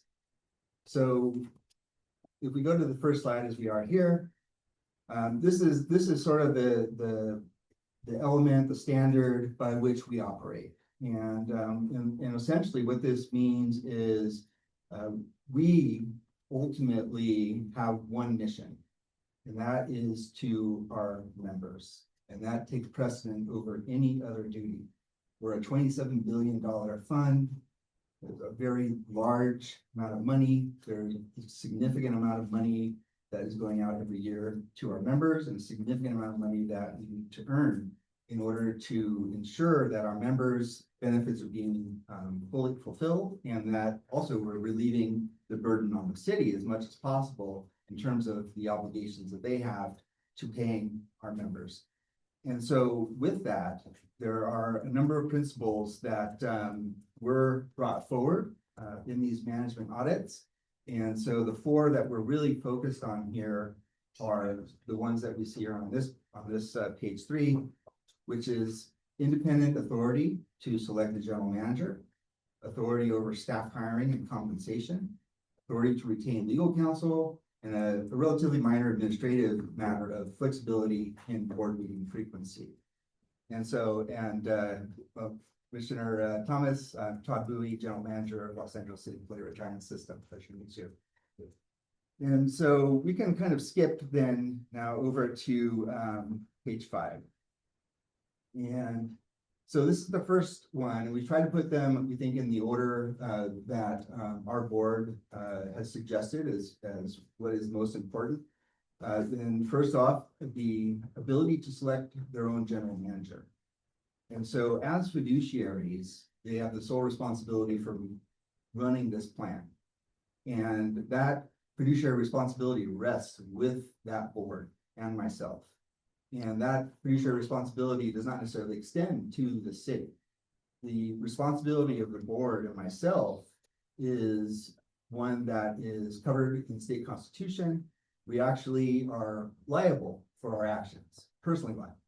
And so it's very important to our board that we have the autonomy necessary to be able to exercise our authority in that manner. And so we just actually went through this process. So I was selected this past year as general manager. And I'd say that the process was fine. We have no complaints at the end of the day. And obviously I don't have a complaint, but in terms of how that process works, as it stands, the board goes through, they select whoever they think is the best fit for the position. And then that is subject to mayor concurrence, ultimately approval of the council. And so while that process works and has worked, and I'm not aware of any past issues or circumstances related to it, it is one where we look forward and say, okay, is there a potential concern there down the line? Just because the process has worked now and worked well, doesn't mean that it necessarily always will be. And so there is concern that there could be a time or circumstance where politics come into play in this process, and the concern about the ability of the board to hire general manager that they see as best fit could be compromised in such a situation. And so in this, the board is asking for the authority to select their own chief executive, and this is very much par with other retirement systems throughout the state. And as indicated, it's a management audit recommendation for that very reason. So I can continue on here or take questions as you like. The next one, and this is very much related to, I think, what you've been hearing. And you heard a couple of very good presentations with, I think, very good ideas. And I think that Lacers would absolutely benefit from many or any of those changes that have been proposed already with regard to civil service. We are sort of echoing that in our capacity as well. We're a little bit more specific to us, but like I said, we would appreciate and benefit from changes that bring about positive opportunities for people to be able to be hired. We encounter a lot of the same problems that you've already heard, so it won't belabor it. In that we similarly, as a fiduciary, the challenges of hiring through the civil service and also some of the limitations around salaries are a competitive disadvantage to our department. We also encounter a lot of issues with salary scale relative to water and power. We lost 15 people last calendar year to water and power, taking laterals over there because they pay significantly more for the exact same classification. And so even though we are somewhat autonomous from the city, we are subject to the same civil service rules. We have the same challenges hiring. We average a 10–11% hiring vacancy rate for the past several years. Same issues with the lists, same issues with candidate quality, etc. And so we would definitely benefit and appreciate board consideration of that, as you all have heard. The third item that we feel has some importance here is our ability to retain legal counsel. So again, this was a recommendation from the city's auditor, and this is also quite prevalent among other retirement systems in the state. where they have the ability to retain their own counsel. We work with the city attorney here. City attorney by charter is mandated to support us. And we cannot obtain or retain counsel without going through them. And while again, we have great representation from the council that we have, and we're not complaining about them. But there has been in the past issues that have come up, and I surfaced older report from Lacers talking about this very issue. The inability to get outside counsel, delays, lack of resources in the city attorney's office and support, and how that was impacting them at the time. And so again, while it works well now in the current situation, we don't know that it always will. We know that it hasn't always done so. And we know that there is foreseeable circumstances that could arise where we end up in conflict. Because we have to maintain our fiduciary independence, and as the city attorney serving the city and the board. So that is another concern that we have that we think should be clarified and cleaned up in the charter to allow the ability for the pension plans to retain their own legal counsel. The fourth recommendation is sort of a relatively minor administrative item in my mind. But this also came out of management audits. It is unusual, our meeting cadence, twice a month. That's not typical, again, for retirement systems. One of our peer systems actually about a year ago did a poll of all the different systems in California, and I was the winner, apparently, having the most meetings. So it is, like I said, we worked through it. It's not a huge problem for us. But again, we bring this back as this was a recommendation that the city gave to us, and we are now bringing back as this is an opportunity for this type of change to happen. The remaining two items, these are really items that we would defer to the city. These are things that have come up in the past. Things that may have come up in the past relative to prior charter reform. They didn't end up going forward for probably various reasons. But nevertheless, in our research, we identified these items and thought it would be prudent to bring them back forward in the event that the city should want to reconsider these items. The first being regarding some clarification of language in the charter, and the second being transparency for pension ballot initiatives. Again, these are sort of legal matters as well, and so not really prepared to speak in depth to them, except the fact that they are here should the city be interested in pursuing those further. And so in sum, that is our package. As I said, we feel most strongly about our ability to hire, our ability to have some autonomy and certainly improvements relative to the civil service system being sort of first and foremost, and then ultimately also being able to retain counsel. And so with those types of changes, we feel that will greatly strengthen LACE's ability to govern itself and uphold our fiduciary principles. Yes, thank you very much. And as I say, when I got your letter months ago, I paid close attention because I'm in a public employee retirement system myself. And you know, I could ask you some detailed questions. And by the way, everyone wants to be able to hire their own legal counsel. Okay, I'm just saying. For that before.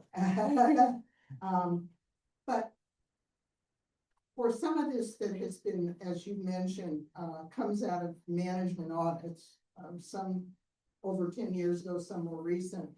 I mean, is there major opposition to any of those that are particularly have already come forward out of an audit? Well, that's an interesting question, and I'd say they've not gone anywhere. They've kind of stayed with us, rested with us, but we don't have the ability to make these changes. And so we felt that this was an opportunity to bring them forward. But as you know, it's LACER's bringing them forward, and we do agree with the recommendations of the city. Whether or not the city would agree with these recommendations still is harder to say. I will preface that the latest audit was under a completely different set of elected officials. Okay, I just think, you know, it's part of our process to be prepared for who's gonna tear apart something we recommend. And I just wanna say for myself, I think it's a complete slam dunk. I hope there's no opposition to you setting your own meeting schedule. I just think that's, come on, it's 2026. I think the hiring of the. Council doesn't have that. What's that? Council doesn't have that. No, I know that, we wanna change that too, right? I mean, it's all this antiquated nonsense. I like the idea that you would hire, your board would hire your own ED or whatever you guys call it. I worry about compensation level. I mean, I don't know, are you folks, do you get general fund money for your operations? Not for operations. The city contributes though to employee benefits on an annual basis. Okay, but it's like a match with the employee putting in and. The employee puts in a portion of their income, so it's about 10 or 11% that they're contributing. And then the city puts in according to actuarial evaluations. And so the city's putting in more along the lines of a 33% match. Wow, okay, no wonder we keep hearing that it's a great pension plan to work for the city. Anyway, I mean, I think most of this, it makes sense, and I think we should pass it along. You know, and at some point, I don't know how it's gonna happen with the ad hoc committee and then the full commission. You know, but I think for the most part, what you're proposing, except for this big issue that's bigger than Lacers about the city attorney and outside counsel. I mean, I think that's gotta be dealt with that other committee that's dealing with changes in the city attorney. I don't know if you've been keeping up. No, I was not aware. Oh, yeah, no, there's some talk of this charter thing changing the role of the city attorney and splitting it into two. I don't know. It's stuff for you to keep an eye on. But yeah, I would just say in general, it seems pretty logical and, I hope we keep track of it. We do have it, by the way. I think some of it is it some of it in our chart? I The would Lacers stuff? I would Yeah, say just the additional two that you added on, is not in. They're not in our staff material. report, but then the initial for it is on here, we It's received your already letter. here. Okay. So, good question, so. Oh, So police pensions, are they covered? Do you manage those or no? They are not. They're separately managed by a separate retirement system, the Los Angeles Fire Police Pension System. We are only essentially for primarily civilian employees. Is there? And not including water power. They also. So just for sake of saying, who do you think is more efficient? Or like, are there, what's the, I know you don't want to say, you don't have to answer it that way. No, how do you think that some of your practices, for example, if someone gets fired for robbing a bank or what, they rob a bank, whatever crime, do they still have access to their pensions? Yes, In your, they were invested, yeah. they were vested, okay. There's law, there's court cases, Supreme Court cases on that. And that if you paid into it, you have a legal right to it. So this is what, okay. Yeah. Any other questions? Thank you for your time. Really appreciate you making it out and speaking with us. Appreciate your support.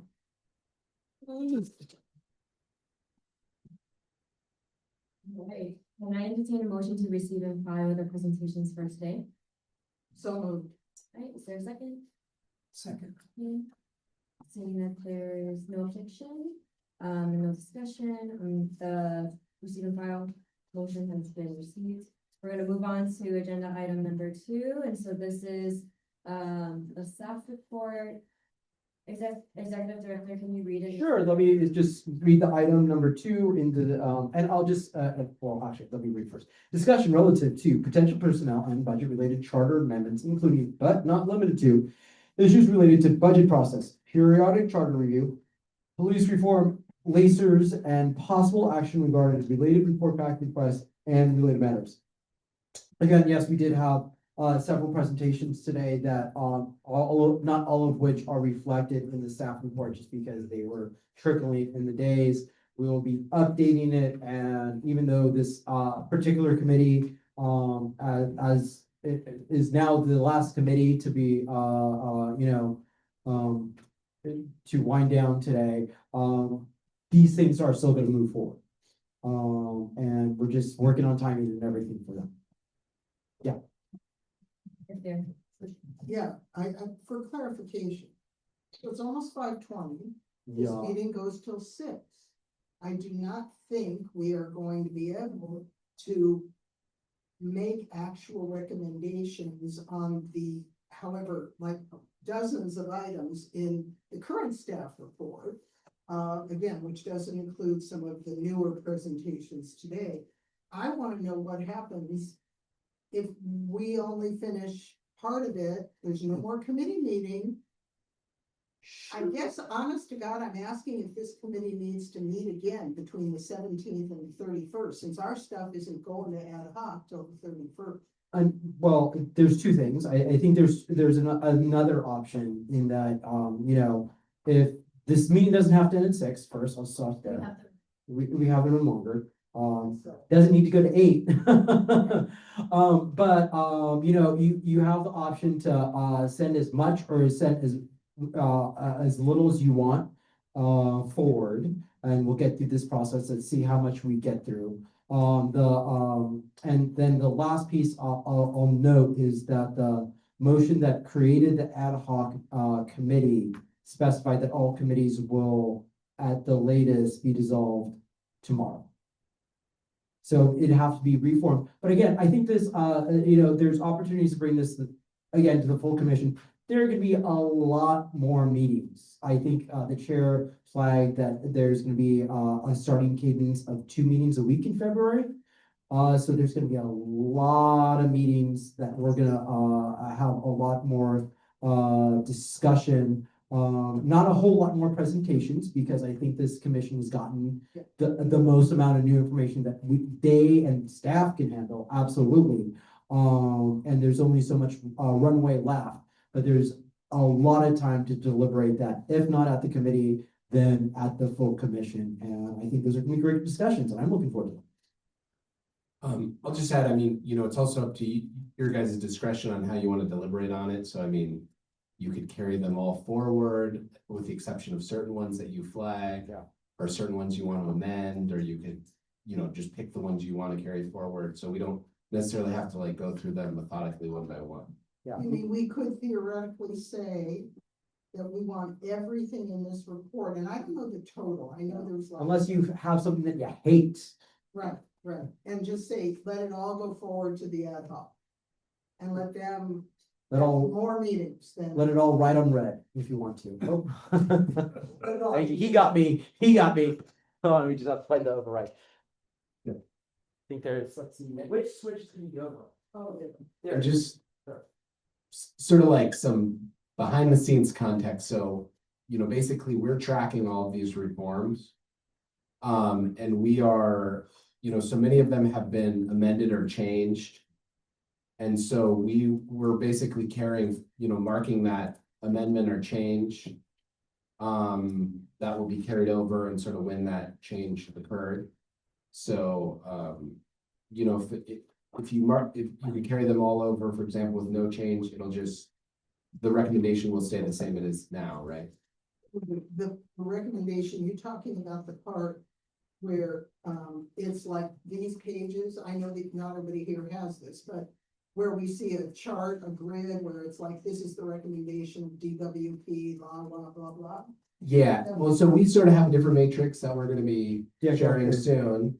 And honestly, I think, some of the budget stuff, I think there's a lot of agreement here and can go fast. I think commissioners definitely want to talk a lot about police reform, and I think this is a great opportunity for the commission to have that first opportunity to talk about that. I say we go for it and try to get as much as we can. I think collectively, I think we want to spend a lot of time talking about budget, police reform, and reoccurring charter reform. And so I think I might just to do some housekeeping. Go for it. and I feel like we kind of already did this, but I would just like to make a motion to just move up the presentations that we had today, plus including lasers, because they added 2 more things to just move up to ad hoc. So Maybe we won't, because we. Oh, we're just not okay. gonna discuss, So all of that is going anyway. yes. Yeah, yeah, But so- I think additionally, Okay, so but if you want to make a motion to just just for the send all record. those recommendations, yeah, absolutely. So Brianna's gonna type that out and make Okay. sure we have it. So, and I can repeat it again. Yes, perfect. So I'd like to entertain a motion to include, all the recommendations that we received today, on January 15th. And that includes, and I think it's helpful is it helpful for me to read out all the presentations? I can yeah, just say yeah. all the presentations, including lasers, because they added 2 more new recommendations, to move forward to transmit that to ad hoc committee. I think, I don't know if I'm seconding or making it, but yes. All right. I'll second it. She said, lasers additional 2 recommendations. Yes. To be transmitted to that. Yes. Everything will go to. Perfect. Okay, there so any who's discussion? the maker? So I hear Commissioner Mack is the maker and Commissioner Thomas is the second, or Commissioner Field? Okay, Commissioner Field is the second. Great. Is there any discussion? Okay, seeing none, then motion passes, or yes, motion passes, and then we can go on with the vote of the staff report. Perfect. And I do know there's a couple of revised or edits that the staff made, and so Yeah. do we want to spend some time going over those new adjustments? Yeah, okay. We'll run through them. Perfect. I'm going to do like section. Hold on, get close to the mic. You want to do like section by section updates or like all of them? I will just run through all of the updates right now, and then we'll, without questions, we'll run through them, and then we'll take questions at the end. Whenever you're ready.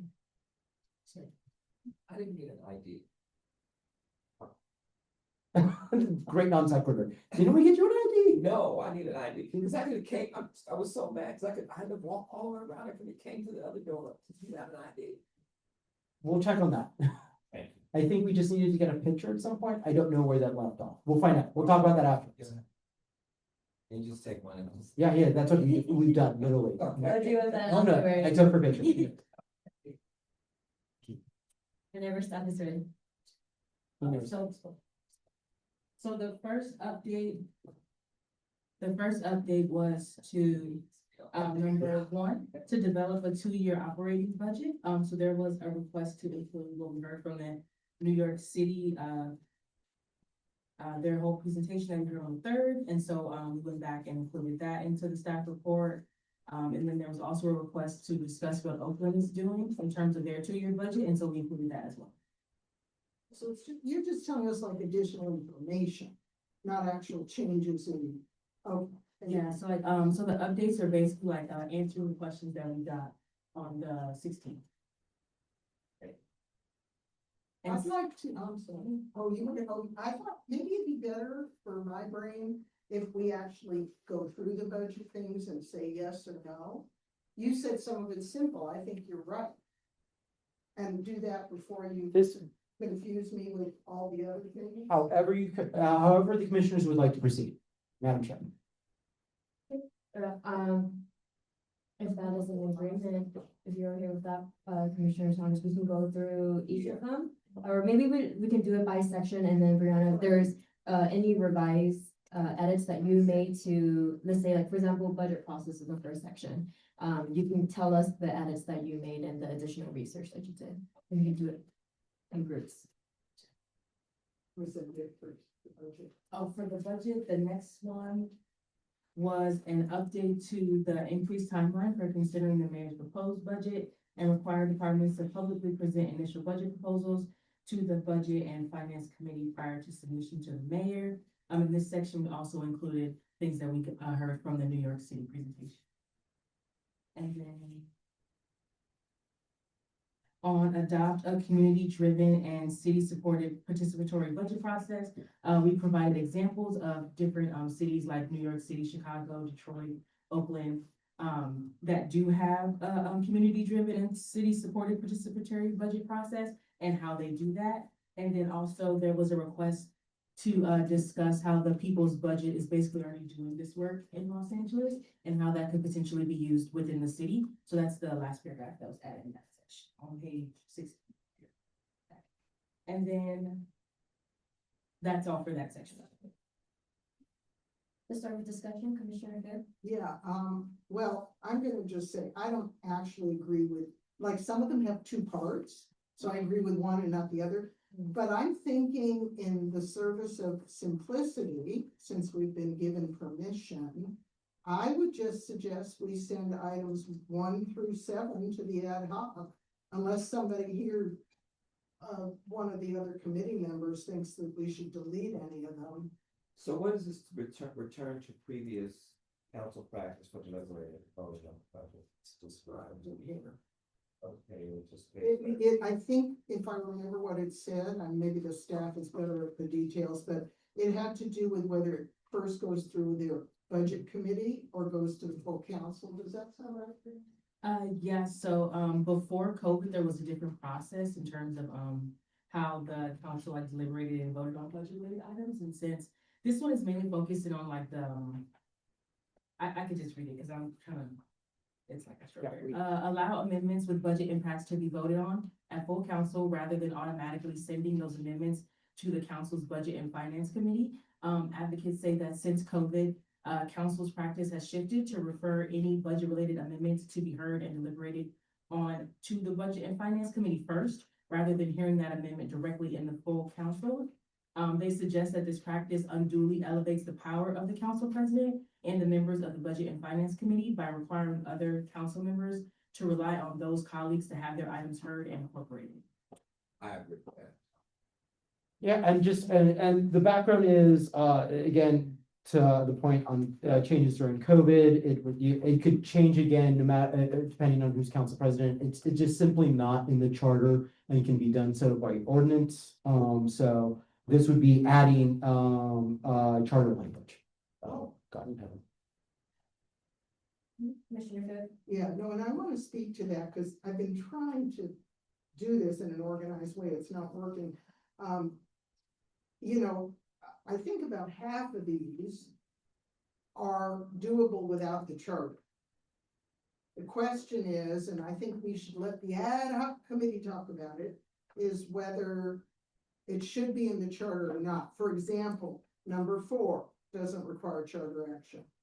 Number 5 does not, it can be done through ordinance and other, who knows what the city council does. And so I do think the ad hoc committee, if they get all these, are gonna have to do some thinking. And by the way, I did realize, and Commissioner Thomas, I would hope with the political science background would agree, I'm not sure the point of increasing the threshold needed to override the mayor.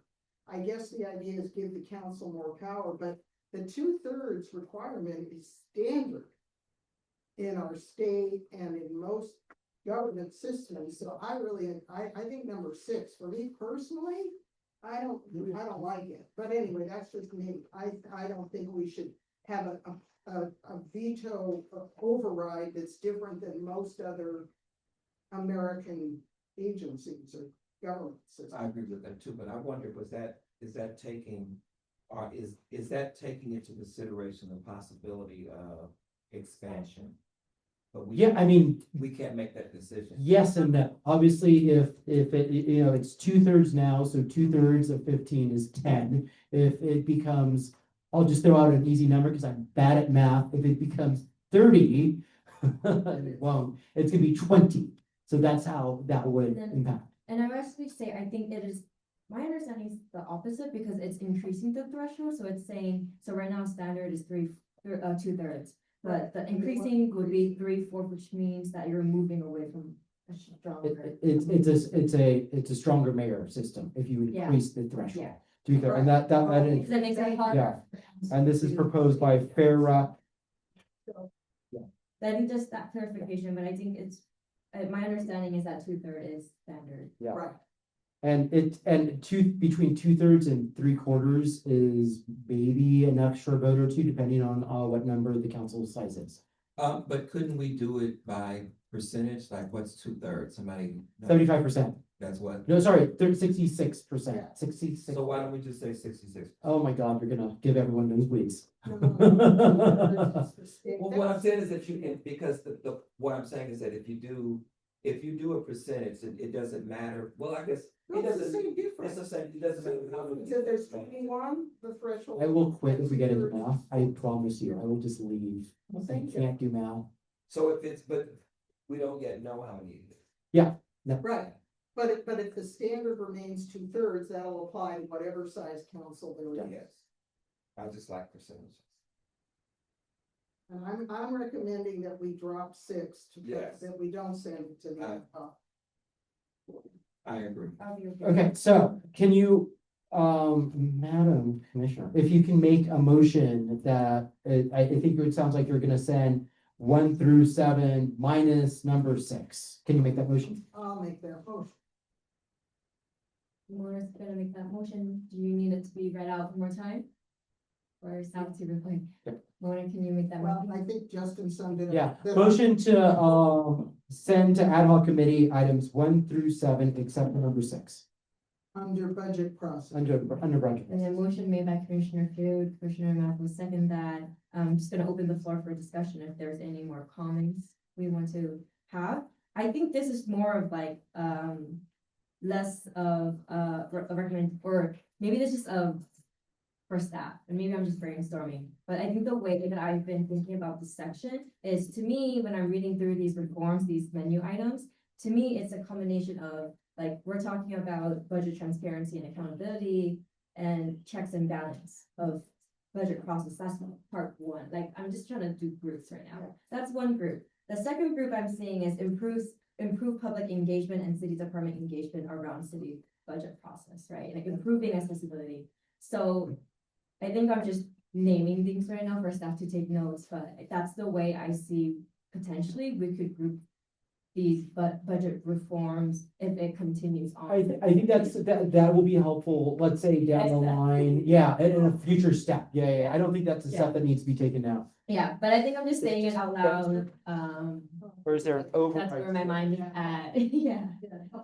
Where's the override? And maybe, Commissioner Thomas, because you're on ad hoc, maybe that allows for some framing or, just some dialogue in terms, like, I think there is value in strengthening the budget process in terms of accountability and transparency. I think those are all things that are reflected in these recommendations, but then also the added of increasing and improving public engagement with city budget processing. I think those are two main things I'm seeing in this section. So I think I'm just mainly just having the conversation and the dialogue, but wanted to share those are. And like Brianna, so you have already added the kind of the supporting materials, right? Okay. All right. Do we need to do a roll call for these? You can either just say it without objection. All right, is there any objection to this motion? All right, seeing none, it passes. Perfect. We're gonna go on to the next one, which is the periodic charter review. We move that forward with a 10-year periodic charter review. And staff, can you go over the additional comments that you added into the staff report? So there was a question regarding how it could look with the periodic charter review nearing the elections.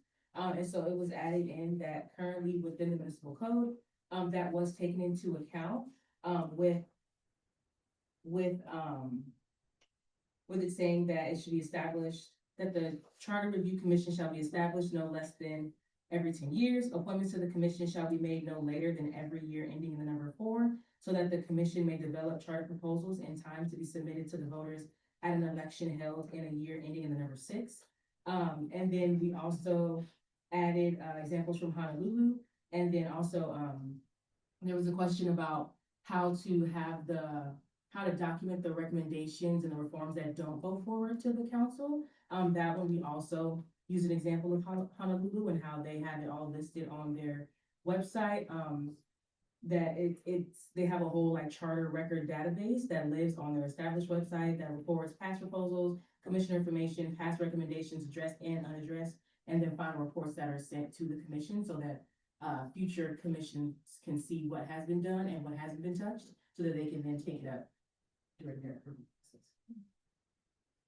And then also, what was added about how Rewrite LA is already doing civic assemblies, and so potentially the city could just continue the agreement that they have with organizations such as Rewrite LA or others to conduct civic assemblies for the charter review process going forward as well. I hear a motion on the table by Commissioner Field to move forth with this recommendation, and correct me, Commissioner Field, what was the additional?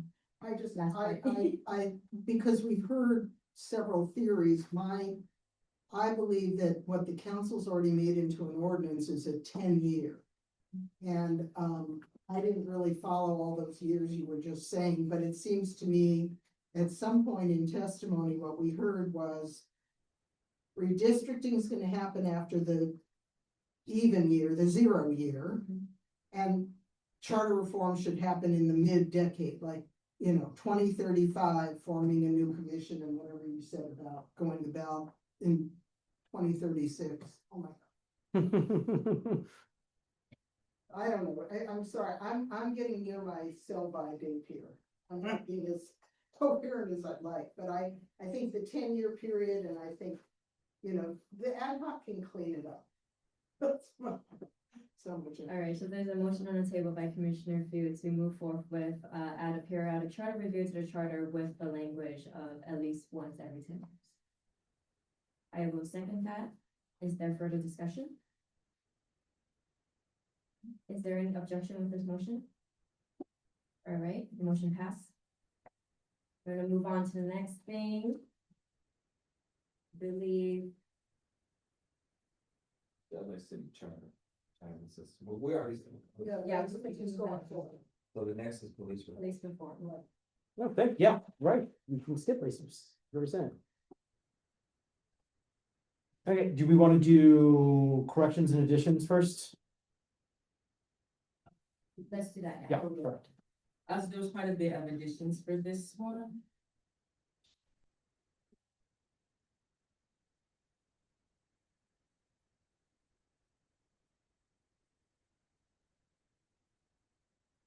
So for the additions, for the first one, we added language. We were saying that we're not necessarily doing language, but I just wanted to include it so that we didn't forget that language was proposed.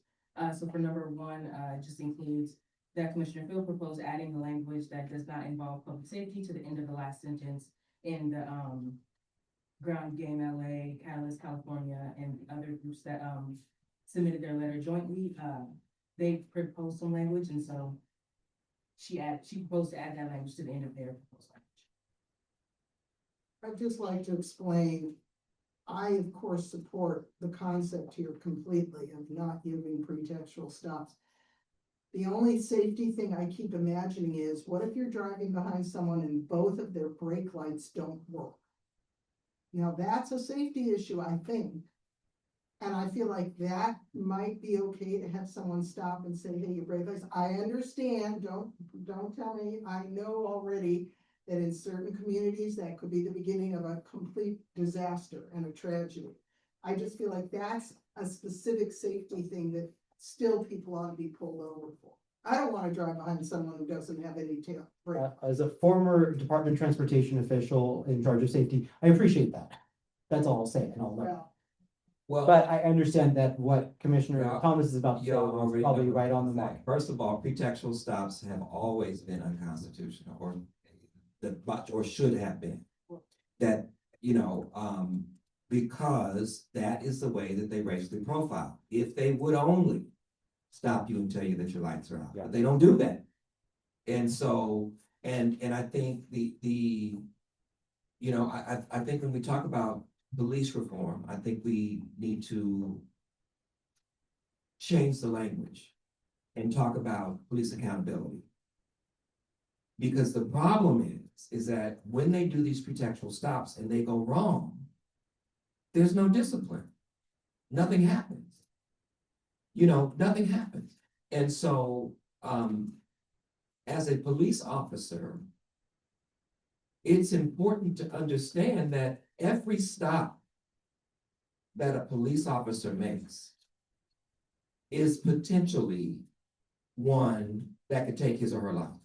So I think there's a way that people think that pretextual stops are just simply about people being stopped. No, the protections are for both the private citizens who end up getting their cars searched, but they're also for the police officers who things escalate and then maybe somebody that you stopped had a gun, you know, and just because they had a gun doesn't mean that they want to do anything. But when you escalate it in the way that it often happens, you know, people who have firearms are more likely to use them than people who don't have them. And so, and there's a certain, you know, so I think consistent with constitutional emphasis, we need to move pretextual stops forward. You know, because I don't think that I don't think police officers should be out here, you know, concerning themselves with people who are riding their bikes the wrong way, who don't have the proper lighting in terms of, you know, and even though it is a risk to their lives, but the reality is that the last person who was riding their bike the wrong way was killed by the police. And so the pretextual stops are as dangerous as riding with your taillights out. I'm gonna just drop my suggestion. I recommend we send items on police reform 1 through 10 to ad hoc and 12 and 13. I'm dropping 11. I don't think it's gonna go with it. So that's a motion that would need a second, then you can have discussion. Well, we gotta have a discussion. Yeah, exactly. That is a motion. That's a motion that would need a second in order for discussion. Second.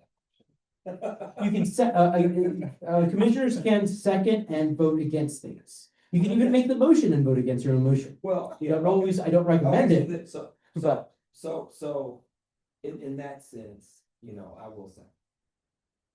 But we need to have discussion. Seconded by Commissioner Thomas, we're not in discussion.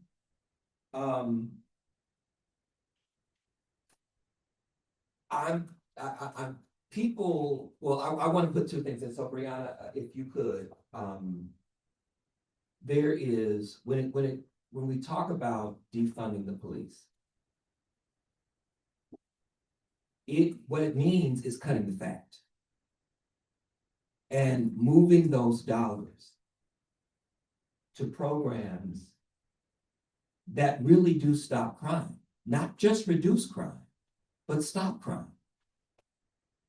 And so it makes no sense that LAPD has, I mean, they get an increase every single year. Not only that, but then they turn around and when they commit misconduct and they're sued and they lose, they get more money. And so it just doesn't make sense. I don't think anybody should have a job who ain't doing their job. You know what, I wanna give you a solution to this dilemma. How about rewarding it? I like the content, I don't like the title. Well, So instead of defund the police, why don't we call this section restructuring police budget in favor of community service? Oh, well, no problem.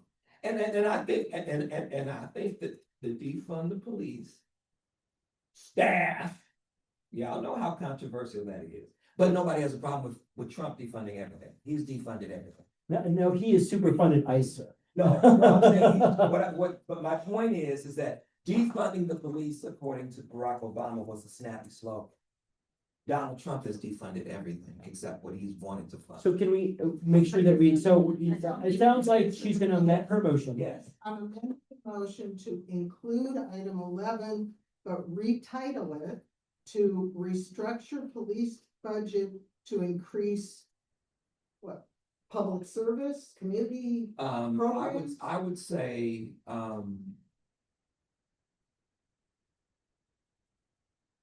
mean, I think I would say,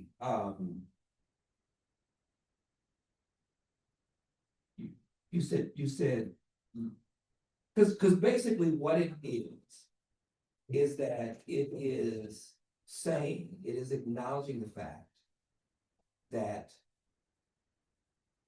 more police funding does not equate to less crime. It does not. Right. So I And would every year, and that's what, you know, and it's very important we figure out how to say this appropriately.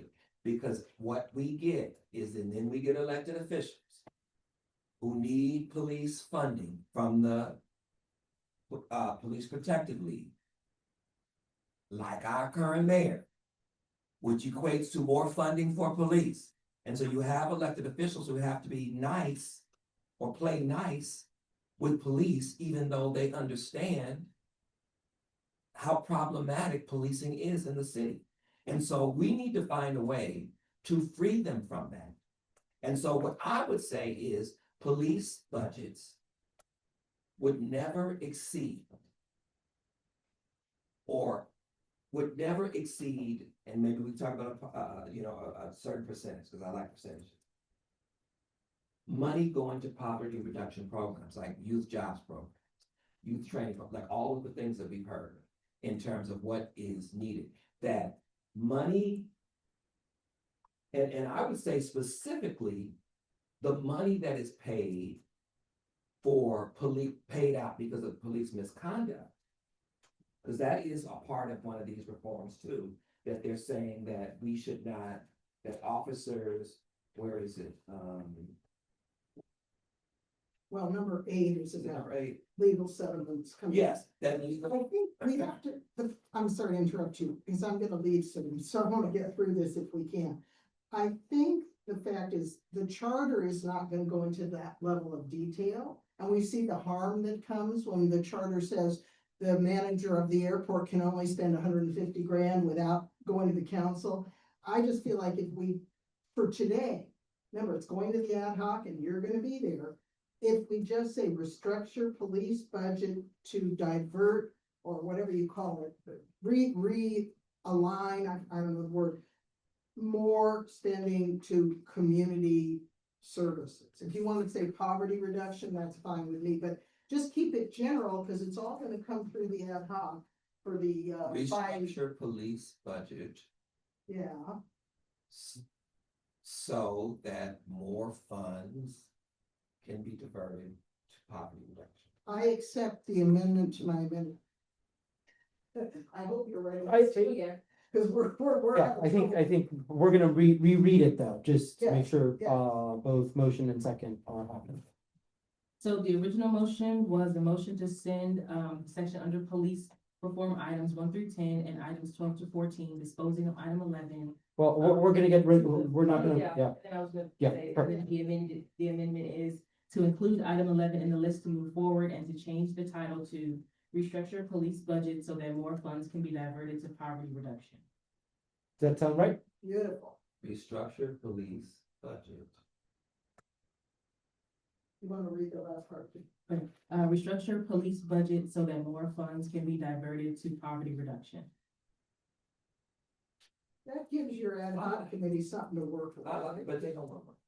I mean, if, again, if there, whatever you pass today can be fleshed out more, not only at the ad hoc, but at subsequent meetings, and we'll also be doing additional research to flesh out more, find more examples, because you're creating stuff here that we obviously haven't, researched it. Yeah, Okay. I'll just add, I mean, all of this stuff. Reduce crime to the, I don't know if this would work as a title. Crime reduction by restructuring police budget and diverting funds towards poverty reduction programs. I don't know how that is charter language though. It may not be telling that. Okay. But if you want us to call it that section, we'll call it that section. If you wanted That's what I'm. to call it a ham sandwich, we will Yeah, call it a I ham just- sandwich, good sir. The thing is that I just know that when people see defund the police, they don't even know, they try to act like they don't know what that is. You're trying to better define it. No, You're trying to give I'm it trying to deal with fake ignorance, that's what I'm trying to deal with. Cause I think differently. they know. Okay, 'Cause I maybe think they differently know. defined. You have ignorance, but try and push. Differently this through. defined. So I think it's more Right, appealing. right. So yeah. So because I think, and because we've done this and you know, and I'm hoping that, Brianna, I'm hoping that when it comes to this section, that it's lifted up, that we've done this. This has happened in the city of Los Angeles. And that the voters have said that this is what they wanted. I think over 60% of them said, and not with the People's Budget LA, but in an election. You know, and so, I mean, it was, so that would have been with Students Deserve in terms of what happened with school policing, and now we have the Black Student Achievement Program. And measure, it was one of the measures, was a measure J. Yes. Yeah, it was, I think it was measure J. Yeah. Was within the context of the defund police. Yeah, and so I would also add, now there is, in terms of giving the city council, I saw it someplace, let's see, where the city council has like number 10. Give the mayor and city council more direct power over LAPD potentially equal to or greater than the police commission. With the right, I'd like to add. Closer to the mic. With the right to override the civilian commission, both of them. So in other words, city council should be able to fire police officers should they be, should neither of the commissions demand it. You're looking The at city number council, seven. that's number So- 9. That's number 9. I'll just say that the city council, I think. I want to phrase that better because city council wouldn't fire anyone, doesn't fire, I think you're looking for a way to override. I'm looking for, what I'm saying is that Yeah. I'm looking away. Yeah, I don't wanna say city council fires, cause Yeah. Oh, they that's don't, fine. they won't want to, Yeah. and I don't think it's legally. I want them to override, Yeah. and I would like for you to use as an example, Camden, New Jersey. In Camden, New Jersey, the mayor canceled the policing contract, and they all had to be rehired. Now, Camden, it was a place, I like to categorize like this. Camden was so rough that if you looked in the direction of the city, you would rob yourself. That's how bad. That's how bad it was. Good to And know. so what the mayor did was they canceled the police department. And then they had to reapply. Half of the officers could not qualify to reapply because their personnel files were just horrific in terms of the things that had been done. So nobody looked at the personnel files. And so today, crime, as a result of that action, crime dropped 73%. And it is at a 55-year low. And so if we're really talking about reducing crime, we have to deal squarely with police accountability. And so I just like to add, I know you gotta go, but we have to deal squarely with police accountability. So I want that to be considered, that for you to use that as context. I'd also, just as an aside, and this is a We little. haven't voted on I hope we could get Commissioner Field to stay for just to vote on the item. Okay, Okay, Yeah, so, so I think if Commissioner Thomas, if you have, background you wanna give, That's that could be background, yes, separate, so okay. let's vote on it, yes. Okay. okay, so we're voting on 1 through 13. One more time, Brianna, read the final version of the motion. Yeah. One more time for, Adding what Justin said in terms of the ability to override. yeah, let's make sure we get that right, okay. Let's have Yeah, staff read off the let's read the motion. final before Mona leaves. Okay, so, motion to send under police reform items 1 through 14, changing item number 11 in the list to crime reduction by restructuring police budget and diverting funds to poverty reduction. And then, adding in the title for number 10, with the right to override both commissions. Yes, I think that gets to what you need. Okay, Double checking that it's 1 to 13. 13, okay. And can we just change the category from police reform to police accountability?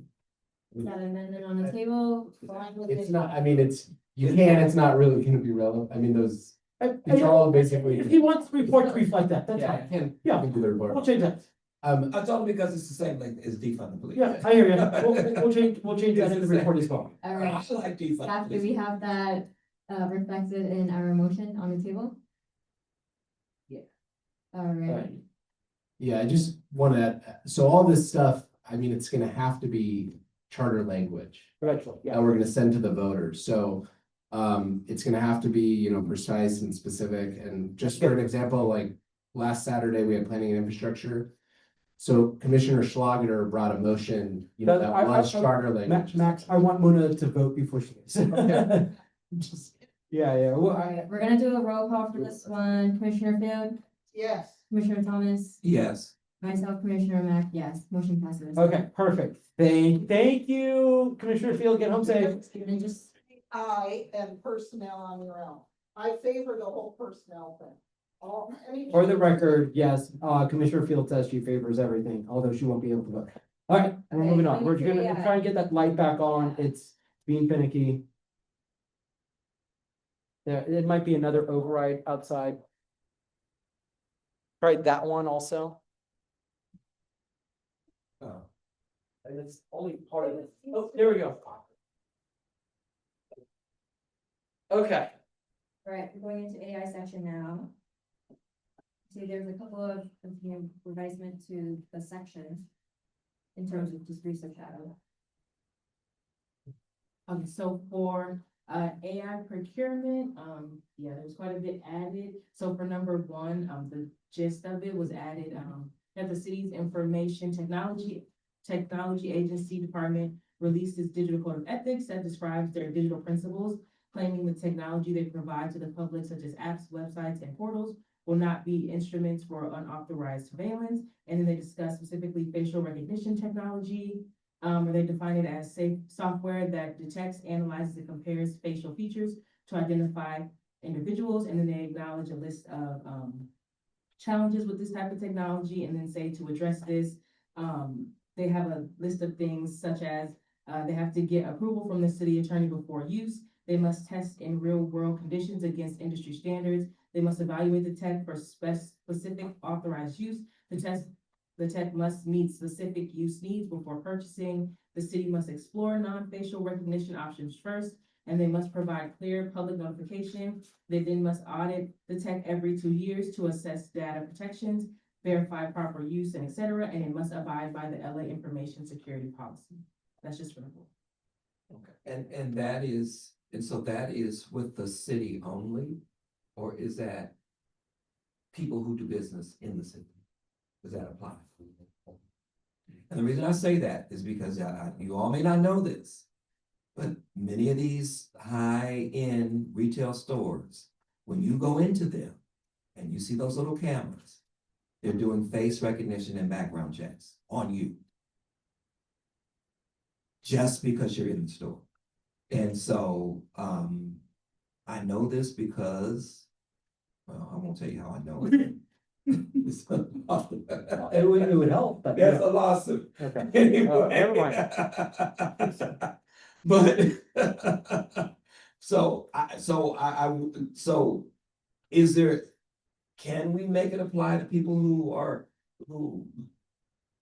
like, I mean, I don't know if the charter can apply to regular businesses like that. I hear what you're saying. well, but could we make it illegal? I mean, I'm just asking. I don't know how we could do it, but it should be illegal. You should Well, not. that could be done by ordinance, yeah, outlining, absolutely. I don't know if like there's precedent for charters to do how businesses. Because currently, the way that they're getting around it is, let me see. If I can figure it out. They're getting around it because, for example, the Office of Civil Rights finds the practice definitely to be problematic. But the issue is the Office of Civil Rights can only sue up to a particular threshold. And so it is, and these things should be able to be handled under discrimination laws. You know, but the problem is that many of these high-end stores, particularly in cities like Beverly Hills, which we do. which you don't, that's how they get around it. That's how they get around it. That's how they get around it. They have relationships with police. And so if they're doing this in Beverly Hills, they're doing this other places too. And so The answer is, I don't know. That's something that, you know, we could talk about and find out more and find a way, but like, for right now, I don't think it necessarily fits into here. But that's something that could be broached in a different approach. I just want people to know that they're doing that. So when you go. Okay. Yeah, I mean, we can add it and look into it. I mean, it's, you know, we have restrictions on FAR in the charter. I mean, there's lots of things pertaining to, you know, I would say that would be around planning and land use to some extent, so. Yeah. I would, you know, I would think the city would just find it problematic. Well, especially if they're not. Yeah, I'm gonna.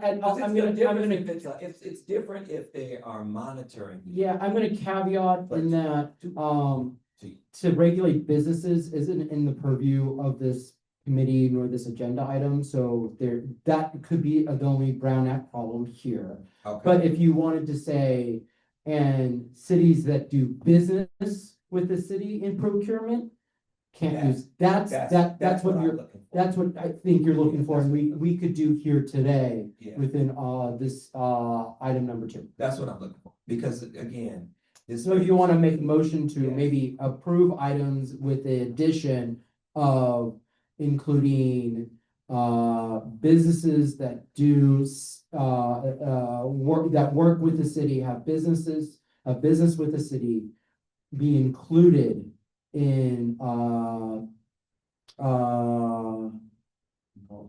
be included in AR in this AI approach, or in these AI standards. They're AI standards. Yeah. We'll have, I think Brianna is typing that out, so let's give her a second and then we'll read it out and see if that reflects the will of the commissioners. Because if nothing else, it gives a private citizen who's suing who's suing because of that, it gives them some foundation, because they're like, well, the city of LA doesn't allow.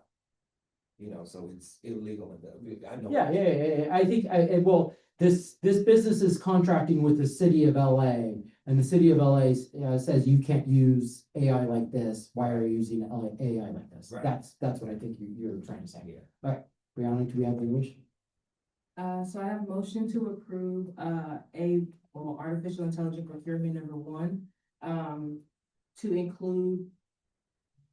We could bunch them together. We could bunch them all together. Cause I know for. 1 through 3. Number 1 through 3. I know for number. Okay, yeah. Yeah, 1 through 3, because I think it would apply to companies doing business with the city. We want to ensure job protections. Yeah, okay, 1 through 3, and then. I will second it. And Hold on, let's make sure we have the language right. You want to finish the sentence? Okay, so I have motions to approve items with 1 through 3 within the artificial intelligence procurement section. To include businesses that do work with the city, be included in the AI standards within the city's ITA's digital code. Does that work? Yes. So that's a motion by. Commissioner Thomas and Commissioner Mack will second that. I'm gonna open up the floor for discussion. Because I think right now we're looking at this whole section being moved forward, is my understanding is what the motion is on the table. I think I agree with all of that. I actually was thinking, and maybe this is amendment, but I think I'm just trying to solve for the idea that AI is obviously here and is being used and is something that is evolving. So I think, like, I think it goes beyond our conversations here in charter reform. Yeah. And I think, I'm not sure how AI is going to look like a year from now, even 6 months from now. 6 months from now. And so I don't know if this is like a recommendation to put it as a additional, like maybe a number 4 on here, to send to IHOP, but I think exploring what, AI and Emerging Technology Advisory Commission could look like within the city information technology agency. I would say approve 1 through 3 and then do a separate motion. Right, Yeah. Perfect. so, So okay, so I'm gonna, call the question on number 1 through 3. the motion on the table, is to put forward, well, this is Commissioner Thomas' motion. Gonna close discussion, gonna see if there's any objection. Seeing none, that motion passes. And then I'm gonna now Perfect. entertain a motion, for us to consider recommending, let's say a AI procurement number 4 for this section. To recommend establishing a commission, that is related to artificial intelligence and emerging technology advisory commission. Maybe that is, Is this a charter commission or is this a non-charter commission? Charter commission. Yeah, because if you're putting this in the charter reform, just want to say that you're making a charter commission. what you mean. Yeah, But I think. which you can, you absolutely can. I just want to make sure that you. That discussion, Yeah. I think what my motion is for that to be considered, into ad hoc. And so whether it is going to be an ordinance, or a charter reform, I think the discussion of a commission generally, to adapt to the evolving AI in our city and the way our city is using it. I think I'm just trying to figure out that piece. Yeah. How it could be phrased so that it could be a further discussion for our charter reform cycle to discuss. And there's also other commissions that are in the charter, so. Hmm. There's other commissions that are memorialized in the charter. Yeah, so I maybe think it that's- is, because what we're hearing, the whole conversation that we've heard from all of these folks that work for the city is we're behind on technology. Yeah. And so nobody's like focused on, having that. Having run a commission, I don't know if a commission's the right place to tackle AI because commissions move at a certain pace and AI is moving much faster. That's my only 2 cents. And I like AI, so I'm not against that. Oh, I think also. AI likes you. Really like it. I mean, your classes are using AI, I'm guessing. Yes, they are, and I'm recording everything you're saying. No, Miranda, do you have a couple of comments? Oh, yeah, I did want to say, if you do put that, we should clarify that, we'll clarify if it is separate from the cities, their information technology agency does have, Oh, thank you. information technology policy committee that annually reviews their photography. But a committee that's on a commission. though. Yeah, so. Yeah. I should. So could- So that they don't, I mean. well, they won't do that, I think we already have that. Not doing anything with it, but we already have. it. All right, do you need the motion read back? I actually give them- Yeah, there you go. Okay, I have a motion to consider recommending a commission that is. okay. I'm gonna word this out again. I'm gonna entertain a motion to recommend exploring a potential, I'm gonna actually say a commission or a, I said keep commission. And the only reason I say that is that I think it makes it more prominent, or it could. I'm gonna go forth with commission, and I think it's just for the sake of having a conversation. And whether that we adjusted at the later discussion, but I'm gonna go forth with, entertaining a motion to explore a potential commission related to artificial intelligence, AI, and emerging technology, within the city of Los Angeles. So that would be the motion that I am. Is there a second? I second. Is there further discussion? Is there any objections? Seeing none, that motion, moves forward. All right, and the last one, I'm gonna look to staff to direct us on how we wanna go. about Yeah, Max is about to say, what I'm about to say is that we saw a lot of updating on personnel, especially based on personnel procurement, presentations that were handled today. So, that will be updated and, forwarded on to commission, ad hoc commission, et cetera. Okay, Max? Yeah, I mean, you could just Yeah. vote to move all those items forward. I will entertain a motion to move forward all of the attachments that's within the personnel section. Okay. And then maybe just add to ad hoc committee and central commission. Move forward. Okay, any further discussion? Okay, no objections, seeing none, that motion passes. Right, I think that is the bulk of the staff report that is done. And I just want to say, Madam Chair, thank you commissioners, Madam Chair, for serving on 2 committees, double duty. One is chair, thank you, and the other government structure. Appreciate the extra lift and extra time out of your schedule. And of course, appreciate the commissioners' time out of their schedules to do this work. Right, thank you for the public for joining us for this personnel and budget committee. Just a reminder, the first ad hoc committee will be this Saturday. You can go to our website to refer to all that details. 9:30 a.m. 9:30 A a.m. question about that. Sure, The meeting's adjourned. Not. Until she says so. Yes. I'm sorry. And so if there's no final comments from the commissioners, then I'm gonna entertain a motion to adjourn. Is there a Or second? should we have a discussion before we adjourn? It's not on the agenda, so I would say that. Okay, all right. Any objections? Seeing none, the meeting is adjourned at 6:13 PM. Thank you, everyone.